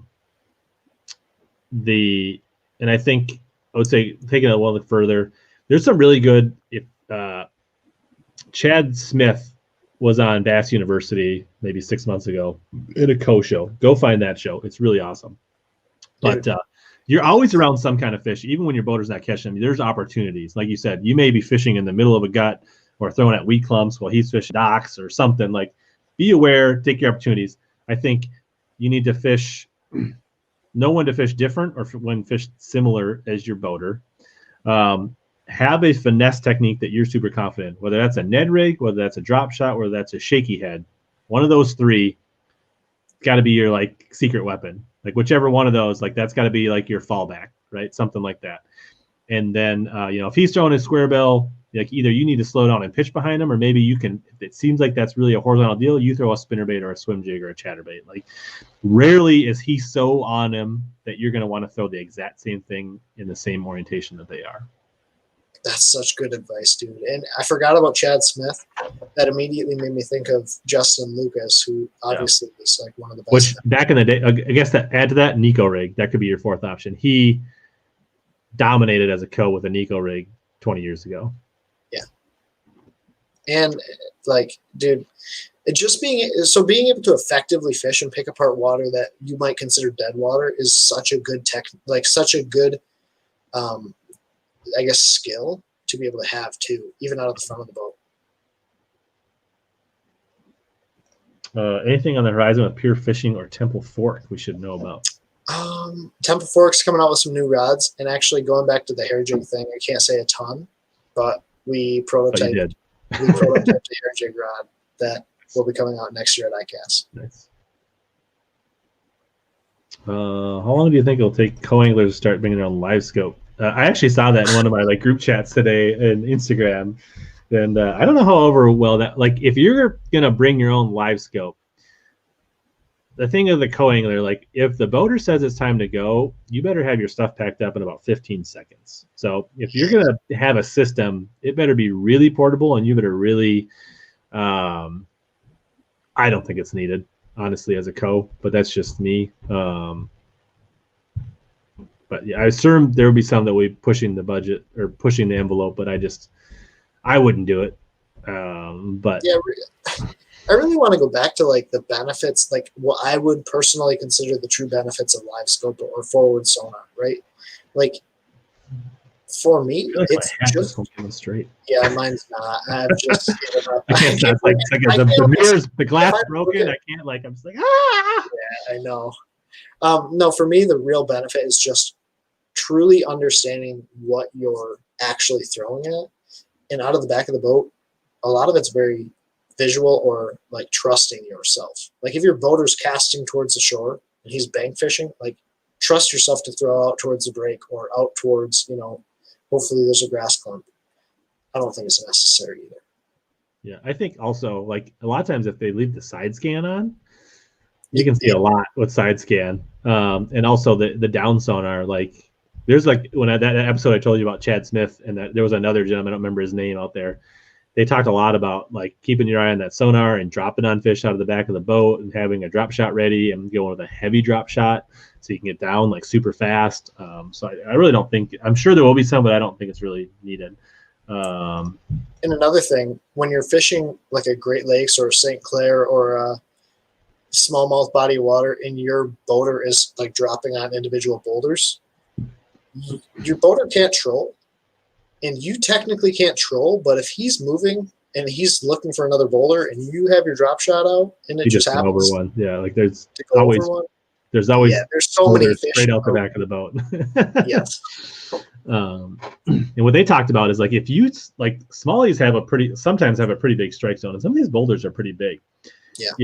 They were talking about if he's using a 1/4 ounce drop shot and you see him start to drop and you have a 1/2 ounce, if you just drop straight down by the seat, like not like where he is, but if you drop it, your bait will get down that much faster. Sometimes that fish will come over and grab your bait before his bait even gets down. Yeah. That's real too, dude. Like, or having the ability to drop when you're fishing, like for smallmouth, where fish are schooled. Right. You catch the fish that are there that he's not physically able to catch. And if you see them come to the boat and then disappear, a lot of times them fish will go under the boat. So just fish under the boat. A lot of times them fish are sitting right under the boat. Yeah. They just think it's like a big like swim time. Such a great topic, dude, because like there's so many times, even when I'm fun fishing, where I can't physically get another bait out to catch the followers. Yeah. You just fish under the boat. Mm-hmm. Yeah.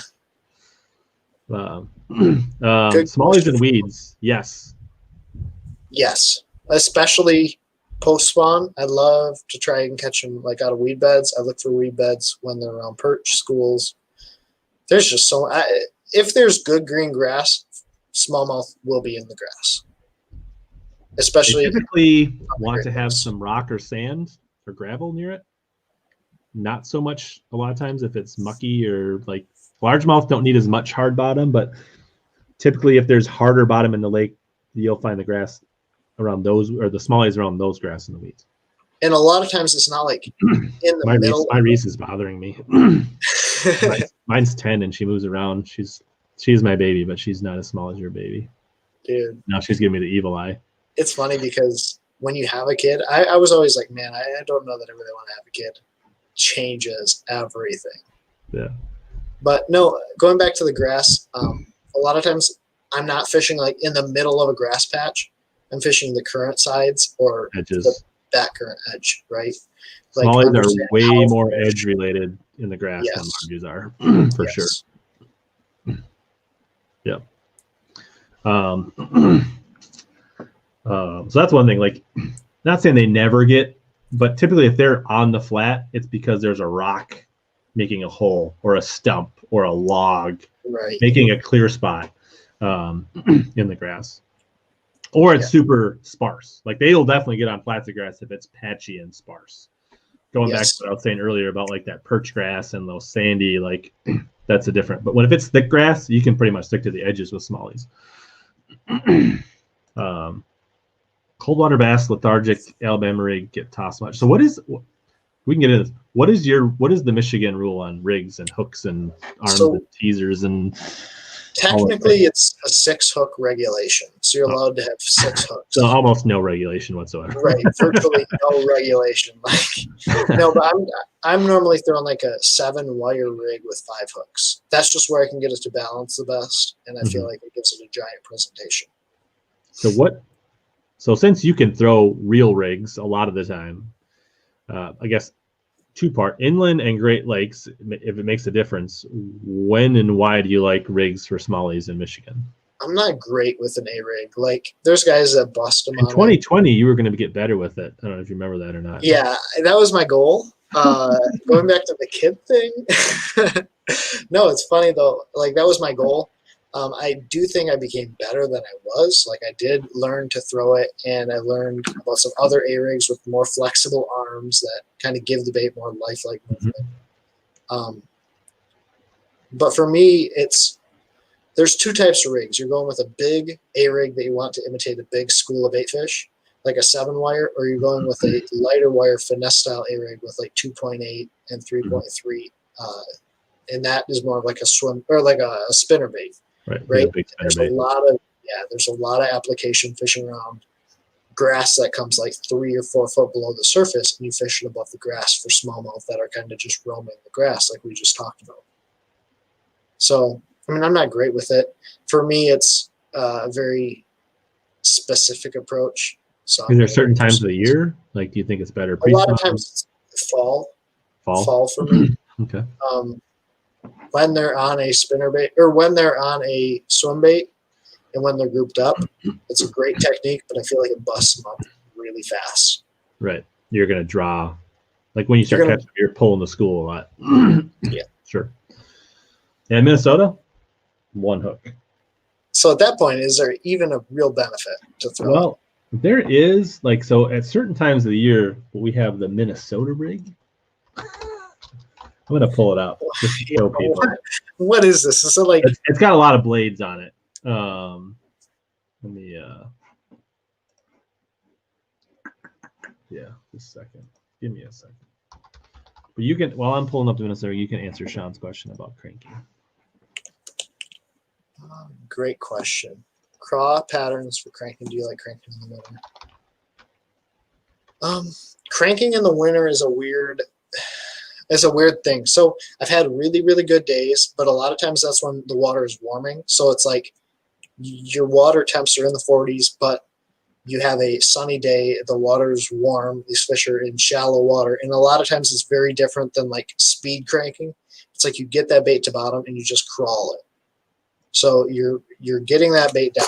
A lot of times I'm throwing a bait that's going to dive a little bit deeper than I really would normally throw, and the bait's hitting bottom and it's just crawling along. So just turning the handle, keeping it touching bottom, and crawling it in front of their faces. Whereas during the fall, when they're really, really grouped up, I'm going to have that bait off the bottom, and I'm just going to have it moving pretty quick. So winter cranking for me is a lot like slow rolling a spinnerbait or something.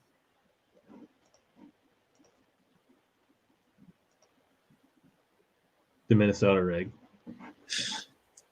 It's like a giant spinnerbait, dude. Yeah. So it's basically almost like the old, what they call those, with the like 5 blades or the 4 blades in line. I forget the little Strike King made them. I forget those spinnerbaits, what they were. Oh yeah, and BioVex made one where it had like 7 blades on it. Yeah, yeah. So this is like this, but they're in a spread or an array around. So at times this can be good in Minnesota. That's super interesting.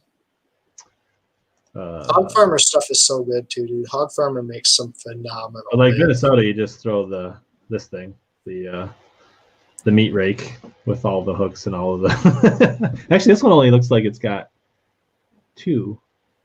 That's not even a. That's the mop. There's got to be a 3-wire, 5-wire. The harvester. Dude, the harvester. Caleb brought some harvesters up.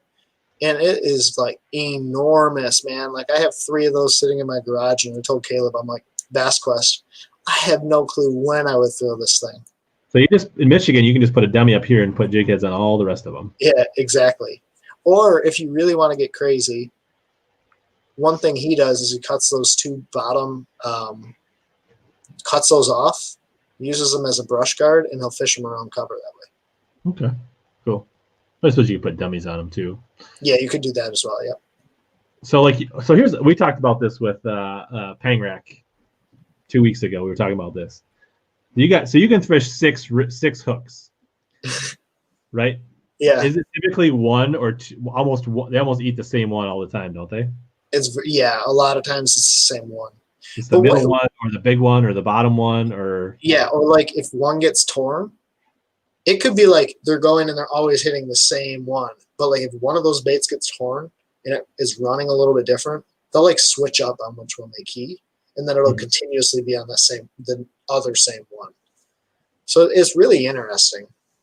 Yeah. It's like they always want to pick out the different one, the lame one, the bright one, the small one, the big one, something like.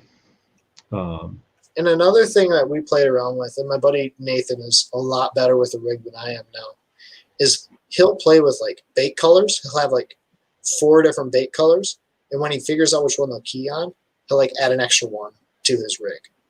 Or like he'll play around with like different size heads or different styles of swim baits to figure out what they want to key on, especially when you're just fun fishing or trying to practice for a tournament, until you get dialed into a certain thing. Like he had an event where they would always hit the one with the purple on it. So then he added a second purple one, and they would always hit like one of the 2 with the purple one. Yeah. So but the other thing is like, or you can play around with it and then figure out, and then you put that one in the center. Yep. And then if they miss it, then you can just grab them with all the other ones that when they slash at it. Exactly. And then you get them hooked in the side, and they like come up, and you're like, oh my God, it's a giant. And it's like a 14-incher. Yeah. You ever thought about a small putting on? Do you put on tournaments, Ben? No, but this is a crazy question. So when I first started the YouTube thing, I started a group called Bass Centric with a kid named Kobe Pellerito and Tom Westoff. And we did this thing. He's a phenomenal cameraman. Is that Fishwick? Or no, that's not. Yeah, he's with Feather. He's with Featherwick. Yeah. But we started this thing called Bass Centric. Basically, the whole idea was like just this group of bass fishing minded people, and we'd do those. We'd have like fishing tournaments. Something I'd like to do. It's hard logistically. Right. It's up to horse. Yeah, thank you guys for watching. There's been so much good interaction. Quad shad. Yes, that's what I was thinking of, Gabe. Thank you. 2 hooks in Illinois, 3 in Missouri, 5 in Kentucky. There's like 5 lakes. There's like 7 lakes in Illinois. You can use 5. So yeah, it's crazy. I'm almost to some degree glad that they're not so popular in tournaments, because it is the biggest pain in the rear to manage an A-rig when you're trying to fish other. Like if it's the deal and you only need 1 or 2 rods on the deck and they're both A-rigs, it's fine. But if you're trying to like rotate an A-rig and use it and like try to manage it and put it in the rod. It's just. Can you imagine if like the only thing they were biting was a A-rig and a drop shot, and you had to have those two on the deck at the same time? You remember when the A-rig like really came out on Gunnersville? Yeah, and guys were like still trying to figure. Like guys had no clue what they were doing, and they had like 3 rigs on the deck, throwing them on 8-foot flipping sticks. Like, dude, that would have been a nightmare. Yeah, I don't know. Do you think winter bass want bigger baits or finesse? That's a great question. I just want to get bites when it's cold. Sure. And I think like I can weed through and catch bigger fish with smaller baits. But I've seen, I mean, I know guys that throw 5-inch paddle tails on the back of a 3/4 ounce head and just drag it. So Kincaid, can you say I've ever been there, Rich? I have not. Where is that at? Kincaid, right? No, Kincaid's in Illinois.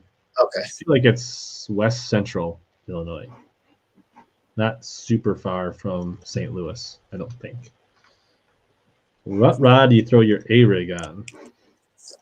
I throw mine, I probably overpower it, but I throw it on a 8-foot, well, it's a 710 Swimbait specific rod. But it's very moderate, so it's actually kind of light. Yeah, I don't have a dedicated because we don't throw. They're so rare to use them, and we can't use super big rigs. When I was down at Wilson Lake a month ago, and I ad hoc, I used a 735 Dobbins. That was probably a little undermanned. You probably want a 7.6 more. You want a little more length, a little more. So that's what I would. A flipping stick's not a bad choice. Or a really big crankbait rod, like a deep diving crankbait rod is also a pretty good choice. Yeah, like a 710. Yeah. Looks like you can use 4 hooks in Ontario if there were fish there. Good point. Do you ever have success with large? When? I know we talked a little bit about glide baits, but are there ever scenarios where you like big baits for smallies in general? Like whether that's big plastics, big spinner baits, big crankbaits, like what? Big crankbaits and off-colored water. So like that's when I'm going to throw my Normans. That's when I'm going to throw even like a C15, which from 6 cents. Mm-hmm. Like it's a bigger body 15-foot diving crankbait. It just puts off a lot more vibration and it draws fish to that bait. So like that's really my main time that I'm going to throw like a bigger bait is when they're trying to find, like I'm trying to get fish to find that bait. A lot of times. Or top water. Right.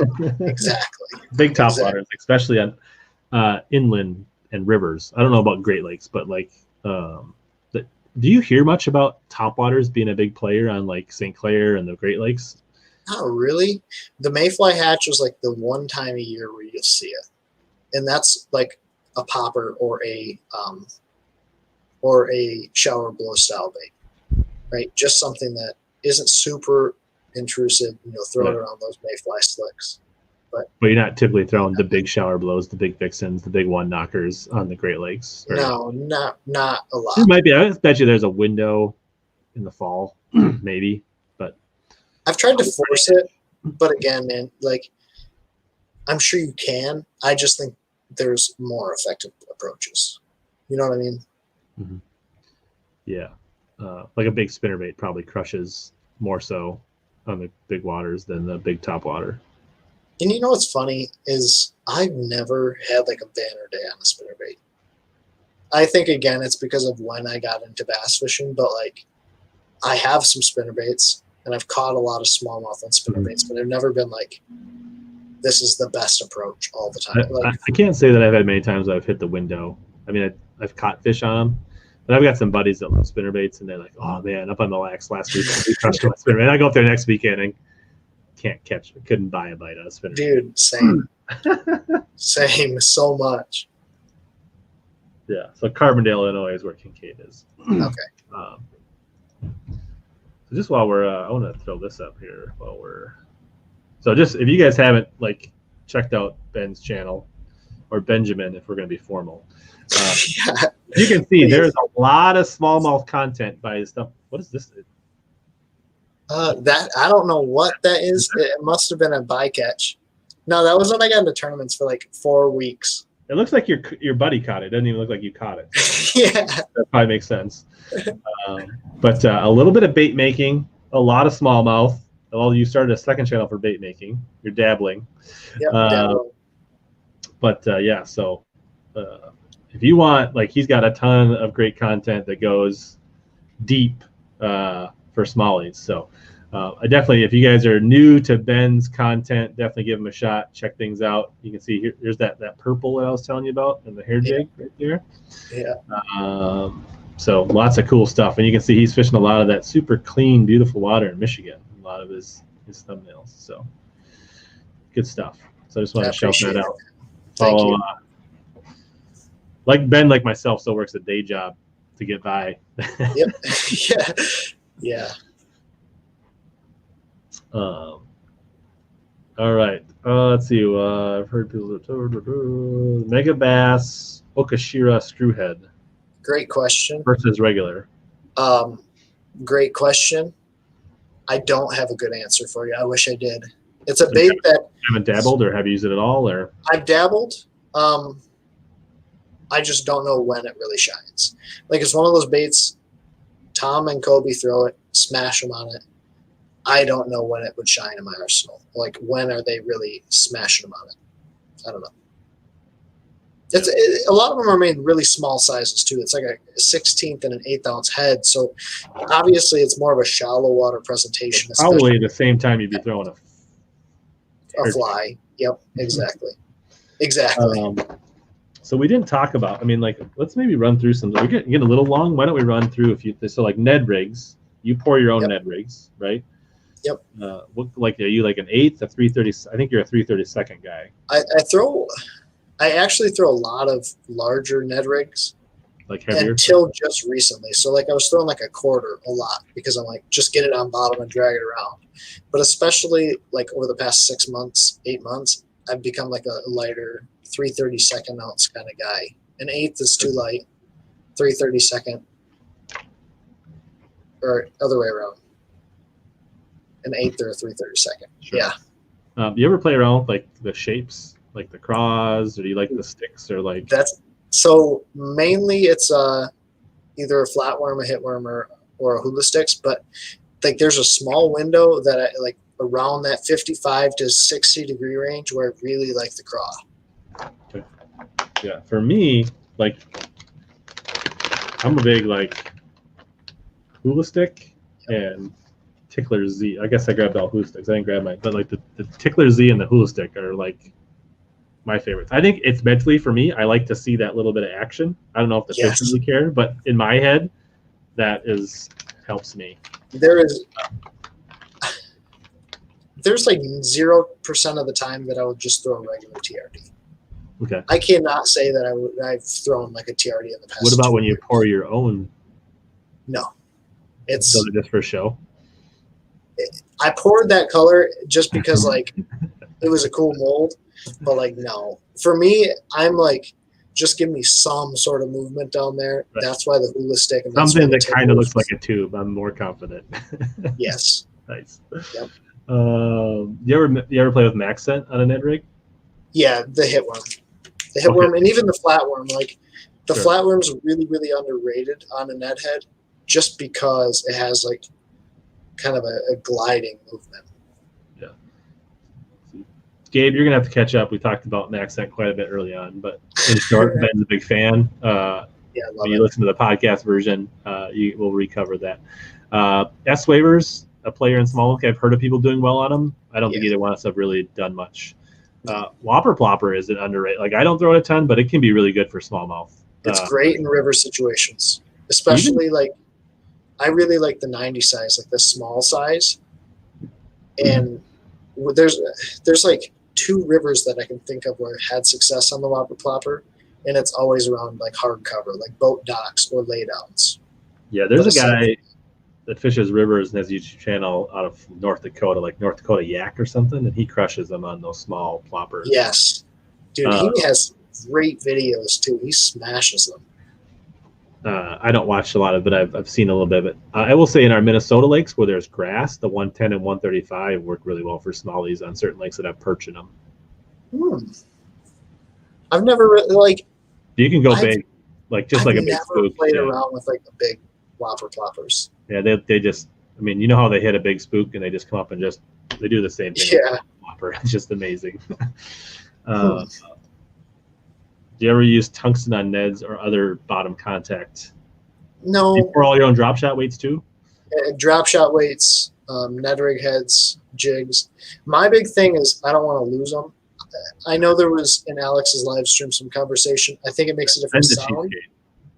Truly, dude, if I were a tournament fisherman, my mindset would have to change. Like, I just think there's a difference there, but like, I don't want to lose them. And like, you're talking a 30-second or 3 30-second ounce head. I don't think the size is super drastic. I'm a big tungsten guy. Really? Yeah. I want to hear this. So here's like this. So actually, Bass Tech, I co-own Bass Tech, but we're coming out with this. These are on the website. I haven't really pushed them out yet, but our new drop shot weight, which is a hybrid between a teardrop and a cylinder. So like I think like I was looking to come up with a drop shot that I felt like I hated having to carry pencils and teardrops and because like if I was around gravel or rocks, I wanted more of a bell shape. If I was in grass, so I really felt like this would be my solution to only have to carry one. It's got a tie on it. I don't know if you can see that. Like I hate clips for tungsten. Yep. Like I guess if I was pouring my own lead weights, I'd be fine. Oh yeah, I would never ever just cost me 5 cents. Just like let's go through them. But tungsten, I would never clip a tungsten weight. I would cry. So this is a tie-on with a swivel, and also I feel like this will double as a free weight for me if I want to play around with free weights or free. Have you played with it? I haven't really. I've read up on it. I've talked to some people, but I haven't done it. But this is our new. So if you're interested in a high quality, and the only color we make is matte black. That's sweet. Because in my experience, shiny weights, especially when bed fishing, I don't know if you've seen this, shiny weights, the fish start looking at the wrong thing. Yes. And matte black takes care of that. And then I know you don't have pike in Michigan. Of course, you have lots of pike. Yeah. Pike love to eat drop shot weights that are shiny, but if they're matte black, there's a much lower chance that a pike's going to eat your tungsten drop shot weight. Dude, I have had fish smash my drop shot weight. Right. I think if you go with a matte black, though, that goes down considerably. Yeah. And then we also have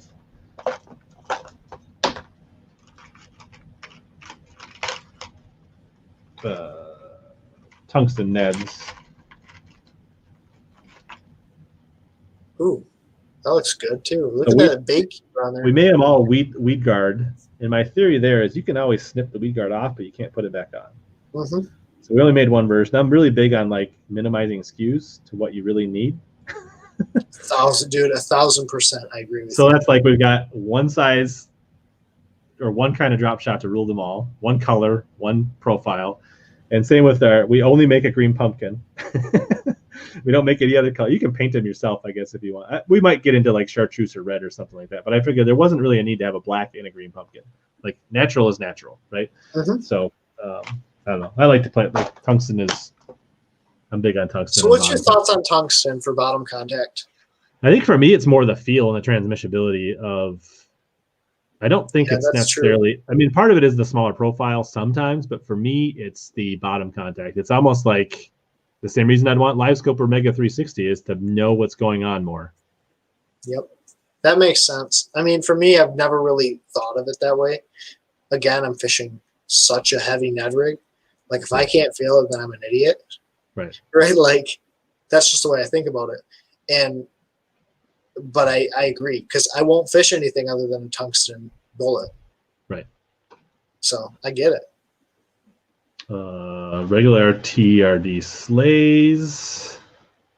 Let's see. When you drop shot, like shaking the rod, tapping the rod, slow drag, no action. A lot of times. We're like 2 hours in and we haven't even basically talked to zero about drop shotting. Yeah. For me, drop shotting typically is like a really, really light shake. Like, I'm not trying to get that bait to do a ton, especially a lot of times you got to think, man, you're so connected with that bait. Like, you have to be somewhat connected with your bait.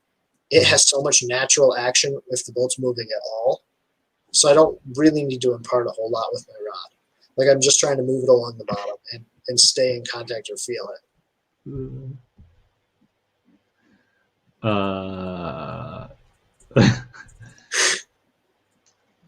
Charles says if you smallmouth guide and troll, it doesn't Whopper Ploppers. Yeah.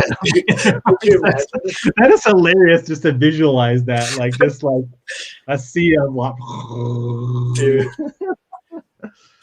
Sean, I need to put a Bass Tech discount code, but if you want, I can definitely DM you one. Send me a message on Instagram. Punch fishing, I will give you a plus 10% code for Bass Tech if you want. Is terminal. Yeah. So I guess what else? Drop shot, like maybe like so Ned rig drop shot, is that the same rod for you? Same setup? Like is it all braided to fluoro? Like let's just talk general like finesse spinning rod setups. Like do you have certain instances where you like straight fluoro, or is it all? Yeah, I get really weird. I fish the Great Lakes a lot. Okay, so like a lot of my rods are a lot longer than a lot of people would normally fish. Let me rephrase. No. Whereas a lot of people like to fish like a 6'9" drop shot rod, I'm much of the perspective of having like a 7'1" to 7, like a 7 foot is as short as I would go on a drop shot rod. Same. I really like 7'1", medium, light, medium. I don't want anything like super soft. And I don't play fish at all. Like I'm the worst when it comes to this, but I have a fairly loose drag, but I want to get that fish to the boat. The less time that fish has to throw my anything, the better. So yeah, 7 foot to 7'3" drop shot Ned rig rod. So you like braided fluoro? Yeah. Everything, pretty much? Everything, yeah. Yep. 15 or 10 to like 8 or 6. I know like guys will get really precise and be like, man, you're going to get so many more bites on 6. You need 7-pound braid to a 3-pound fluoro. It's like whatever you have confidence in. I started fishing Tatsu this year because I had it for my hair jigs and spy baits. So I put it on my drop shot. Does it make a difference? I don't know, dude. Like these fish are so. It's 8-pound Tatsu is stronger than 8-pound Invisics, 100%. Yep. Like for sure. And I think like that is the one place that I love the feel of 20-pound Tatsu on my jig rod. Yeah. But I'm too cheap to buy it because like I'm gonna respool my jig rod once a month at least. But a regular 8-pound spool of Tatsu will last me 2 years as leader material. Exactly, like, dude. Like this 6-pound spool of Tatsu is gonna last me so long. It's insane. As long as you don't lose it or leave it out in the sun or do something stupid. I do one thing really weird with my drop shot though. I run a shorter leader than most guys, and I tie it to a tiny micro swivel. And for me, if you fish a full day with braid to fluoro, I understand like in theory braid doesn't have memory, but fish it with a swivel, and then fish it without a swivel, and there is a difference. Like when you run your hand along the braid, there's a difference. So in a tournament setting, I might run like a 30-foot leader to like my drop shot, but for me it's about maximizing the length of time I get out of my braid. Yeah, there's definitely scenarios for that for sure. And it kind of depends, like, are you straight rigging your worm? Are you wacky rigging it? Are you like nose hooking it? Like that all can play into how much twist you're going to get. I know like one of the things that I love to drop shot, especially on our lakes, is baby tubes. Ooh. As a drop shot bait. Now, obviously, you can fish them in a lot of ways, but this is like a really, I don't know if you use these a lot, but they are a line twist. What company is that one? This one is Get Bit. Okay. I just found some called like Howie's tubes or something. Sure. Like this is a really, like, whether you want to put this on a small jig head or a drop shot, amazing Smallie baits. But as a drop shot, it creates a lot of line twist when you nose hook it. See, that's one thing I've never done either. Like guys on St. Clair swear by it. I'm very much like a small minnow finesse presentation or like a big Z2 style presentation. Okay, like a big fluke body. Yeah. Yep. And I just play with color. So, how about these guys? Ooh, a Menace Grubs? Never put it on there. Really? Nope. I love a Menace Grub. Like, On I a use drop it for a shot? lot of things. No, it's like as a. Oh, okay. Yes, I fish them a lot on a wobblehead. Okay. Oh, so yeah, not a walleye, but I'll put it on a just a jig head, like fish it like a grub, right? Like put it on a 3/16 ounce head, right? Like I have, this is my preferred head is this Bass Tech agitator head, which is a little finesse Oh, football, that's sweet. and just swim it like a grub. You can drag. The other thing is like, but if you do like the thing I like about this versus like a regular grub is like if I see a bedding fish, if I see a cruiser, I see a boulder, I feel really confident I can flip it and let that just go down, right? That little, right? It's just a sweet, like That's a good one. That's a good like one. that same. A lot of times that time of year when you're throwing, like the same time of year like a hair jig really excels. If they're not funky, this thing will crush. Just put it in front of them. Exactly. Like, yeah. Yeah. So what do you mean swivel? Like expand. Okay. So like explain this. Like it's a short leader. You're never gonna reel it into your guides, right? No. So it stays outside of my first guide. So it's literally only like the length of my arm. Like as long as like if I pitch my drop shot, it might be like a foot above your hook. Let's put it that way. Yeah. I mean, maybe it's more, 18 inches. Yeah, it's like 4 feet above my hook, and then I have okay. So you're a little bit longer. So you're gonna leave. Yeah. You're kind of like. I don't cast. I don't cast. Casting. Yeah, I never cast my drop shot like over here. It's all like drop. It's all like pitching. Yep. So like I'll hold my weight and like pitch it out. People call it crappie shooting. Your bait will be even with your reel. Your drop will be kind of by the right. Sort of. Your swivel will be 6 inches from the tip of your rod, and you're just kind of like flipping it. Yeah, my buddies like make fun of me. They call it crappie shooting because that's what it looks like. I hold on the weight and just kind of like shoot it out there. But you can cast with the pendulum and that weight at the end. Like you can cast that thing. It's far enough. Charles, that would be fire. Can we just start shoving like pieces of our old generals in the back of the tube? You think? Here's a great tip for tube fishing. So one problem that I always have with the tube is I tended to lose a lot of fish, especially when a tube was brand new, right when I put it on. If you take that tube, and there were times in super clear water I wouldn't get bit. Yeah, one, if you cut the tail, or two, you can soften the tube. You like rub it on the boat carpet.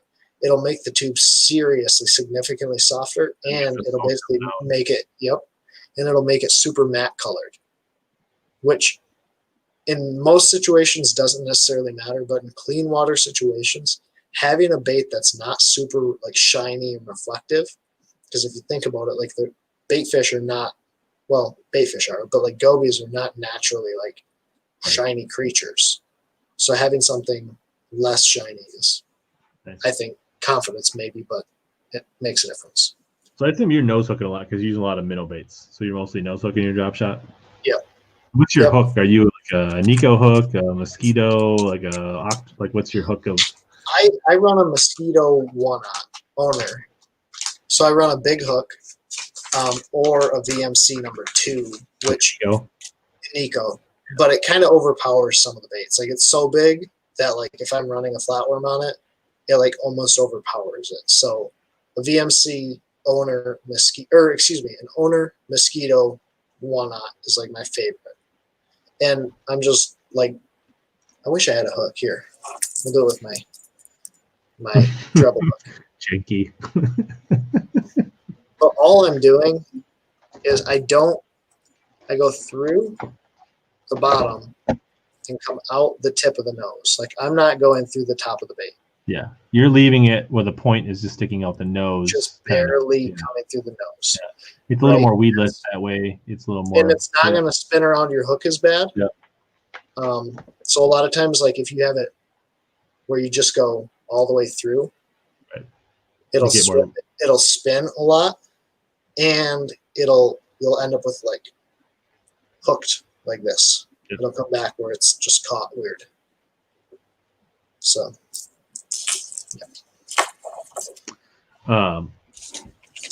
Yeah, I like the Nico style for the most part. Anything with mosquito, anything that has that little bit of curl to it, I get nervous about the funky. Sometimes it doesn't hook right, and you can skin hook. I don't know, like that's just Yeah. Is the bait parallel to your line? Yeah, he's nose hooking straight on. Yeah. Yeah. So it's like this. Yep.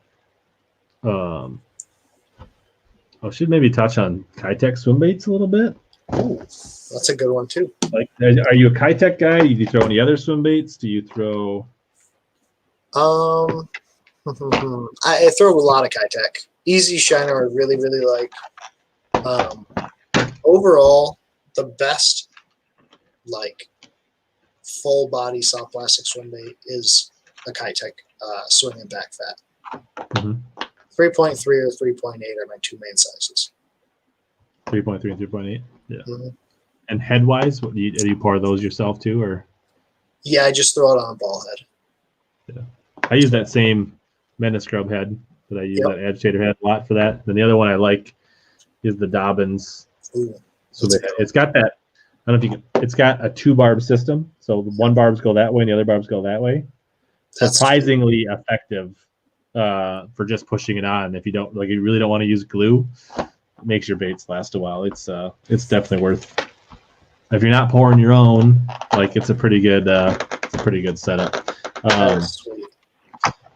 And then, but yeah, same for me. I guess like almost all my spinning rods are the same, like 10-pound braid, 8-pound fluoro. Like yes, I don't really, and then, like the same thing applies. Like almost all of my techniques, whether it's Ned, drop shot, swim bait, they're 2-power Dobbins, 7 to 7'4", 3 or 4,000. Like I don't vary it much for that. No, like with a spinning setup for me, the only thing I really play with is for pretty much like a hair jig or a spy bait, right? Like that's a special technique. But if I really had to, I could dial it all into the 713. Yeah. Ever play with the leeches? I did a couple of years ago, but I don't really fish them anymore. Yeah. Like what's up, St. Crest? Thanks for stopping in. I think you're going to want to watch the replay or catch the podcast. And so you guys are new here. I do turn all these into a podcast version. So if you want to search HellaBass Fishing Podcast, your favorite app, you can find it. I also put links in the description and the pinned comments if you guys want to see that. The Golden Eye by Outcast is a good one. I haven't used it, but otherwise there's a lot of good options. I mean, there's a lot of, especially if you're going to super glue them, there's a ton of really good swim bait heads out there, to be honest. That Golden Eye is a great head. It's sort of like a crossover for me. Like, but a lot of times that's if I'm swimming it up in the column. Like if you put that thing on bottom, it'll come through okay, especially thick rock, but it's so expensive. I don't want to get that thing snagged. Yeah. So one of your other goals for 2020. Yeah.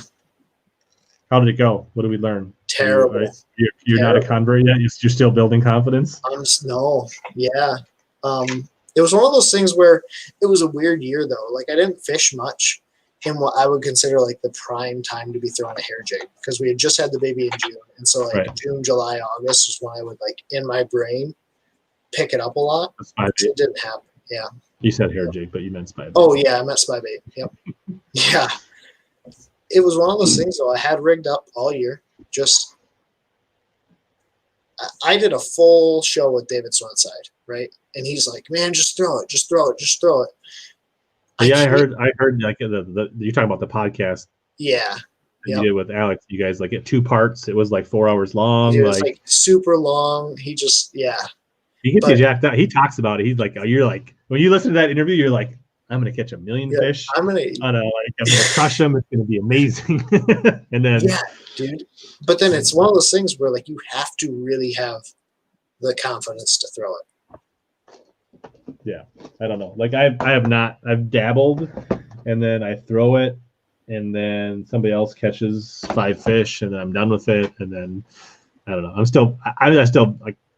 still need to learn it. There's definitely places and time. Horizontal. So the ones you pour, use it a horizontal or vertical line tie?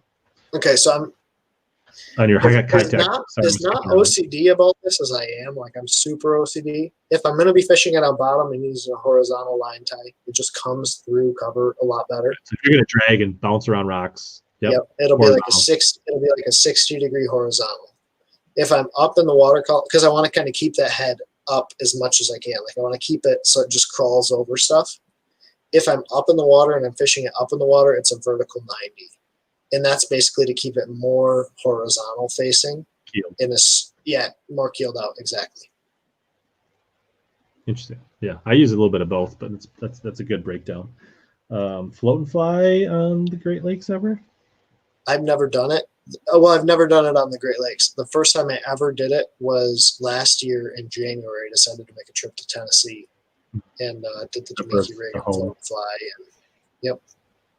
Have you ever tried remelting MaxScent? I'm guessing it wouldn't work. I've never tried it. I think it would smell ridiculous. You should do it in the kitchen tonight. Oh my gosh, dude! If I did that in the kitchen, I would be sleeping outside. And not even because she's Ned. You just might not want to be in the house. No, I wouldn't want to be around it. I wouldn't want to be around it. All right. So the A rig and the spy bait weren't all you hoped to be. What about the wobblehead? The wobblehead I love. I'm in love with wobblehead. For me, it's just what one did of those you learn about the 2020 wobblehead in your journey this year? When, and why, and what baits? The biggest thing, I always was like, man, 3/4 the size. Doesn't matter if you're in 2 foot of water or 10 foot. No, like you have to match the wobblehead the same way you would a swim bait. You want it to like crawl, right? That's a big thing. And the best part of the wobblehead is just having a trailer that wants to have natural movement away from the head. So whether that's a swim bait, whether that's, I like a bait that kicks. So a Rage Menace, a little swim bait, which I didn't do a ton of, a structure bug. Those are all like some of my favorites. The Reaction Innovation Spicy Beaver, because it has like that thick head built in, is phenomenal. But the biggest thing, you want a bait that wants to have movement away from, like, separate from the head and match it to the depth you're fishing. Because I complained about losing a bunch of fish. It's because I was fishing way too heavy and I didn't have the right rod matched up. But anywhere that those fish are on bottom, relating to bottom, you can fish a wobblehead. Are you making those, or you got ones you like? No, I fish the Must Have Fast Hatch, which has like the screw-on hook, and then I'll put like a high heavy-duty 950. You're buying the heads and matching the hooks, so you get what you like for a hookup. And Yep. So like I like to match like a 3/0 with a Rage Menace, a 4/0 with a structure bug. Like you can change out the hook size and length, which is really cool. Do you play around with finesse footballs at all, like the little micro footballs and things? In rivers and inland lakes, when fish get around like some sort of specific cover, it's just not a huge confidence thing. But like natural lakes, I will. Sure. So yeah, so many like unique niche things with smallmouth to dabble with. Nice. Yep. All right.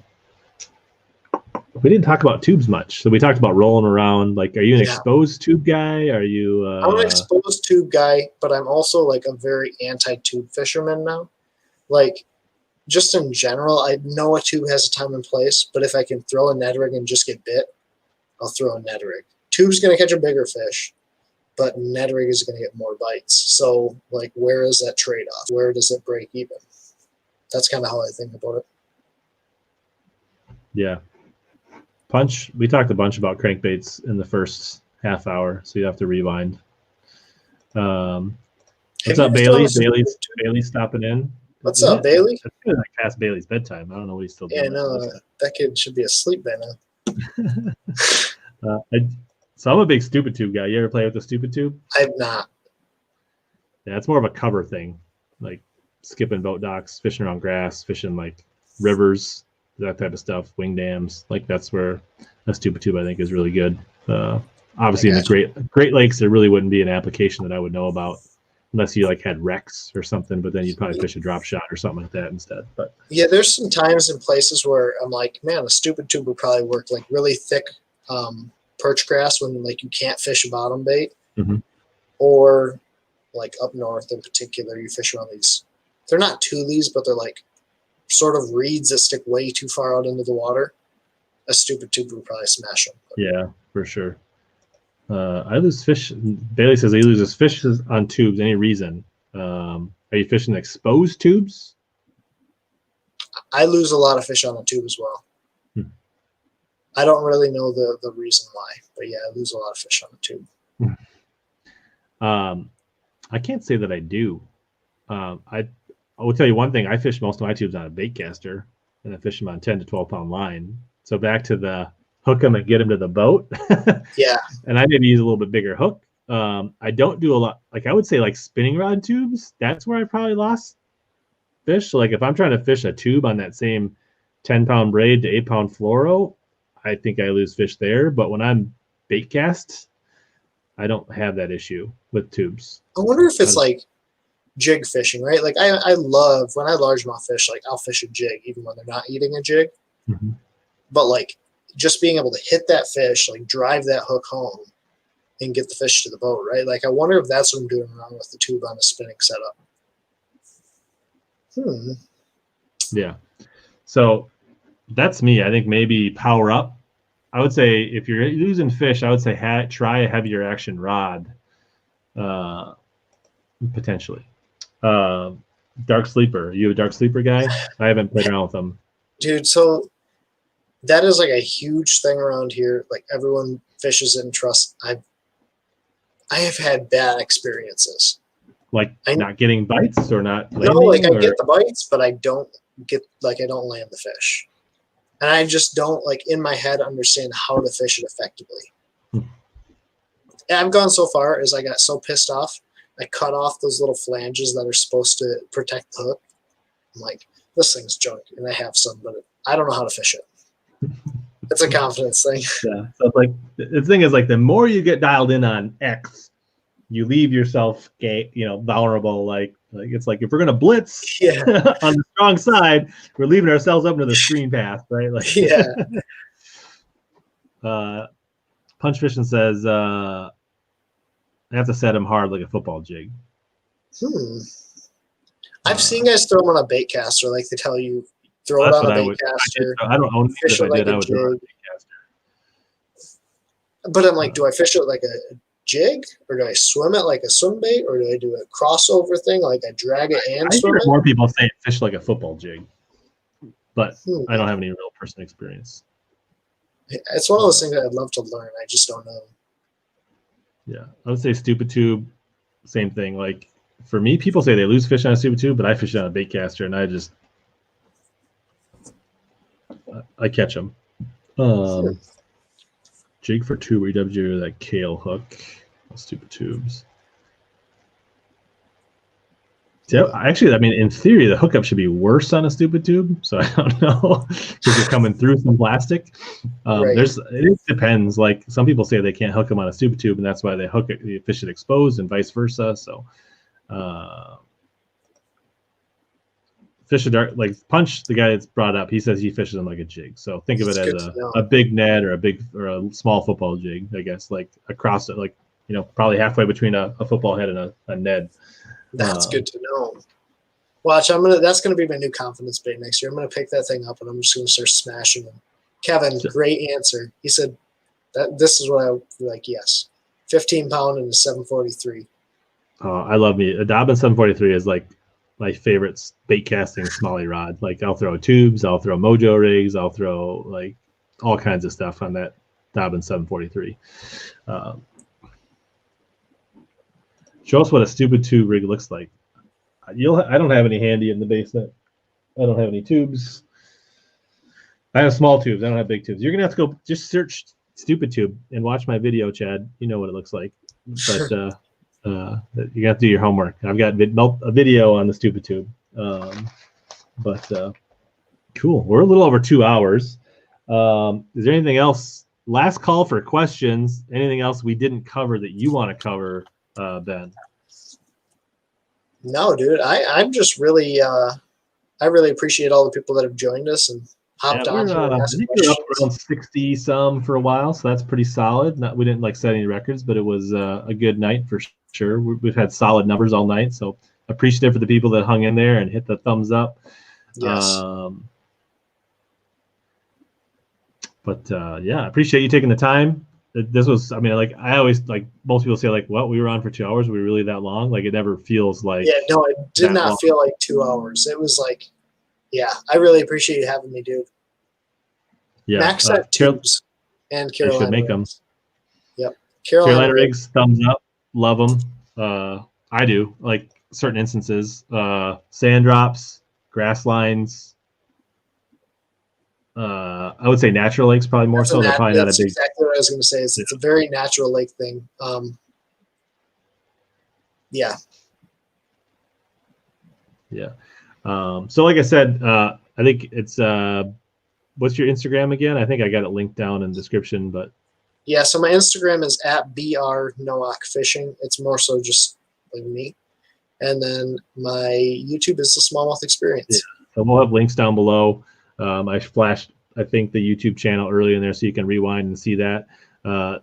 Check out the replay, check out the podcast if you want to catch up. I think it's definitely worth the listen. We covered a ton of great stuff. There was a lot of good nuggets, both from us and from people in the Rich St. Clair in the spring. But can we meet? Can Bailey and I meet at your house next spring? Like, we'll go to St. Clair and then we'll go to collaboration. somewhere else. Heck yeah, dude. That'd be sweet. That'd be awesome. But yeah, appreciate everybody hanging out. Appreciate it. If you're new here, consider subbing, leaving a comment. Let me know what you thought of the show. I love just interacting with everybody. This is what makes it a lot of fun. So as always, here to help you catch more bass and suck less. We'll see you guys later.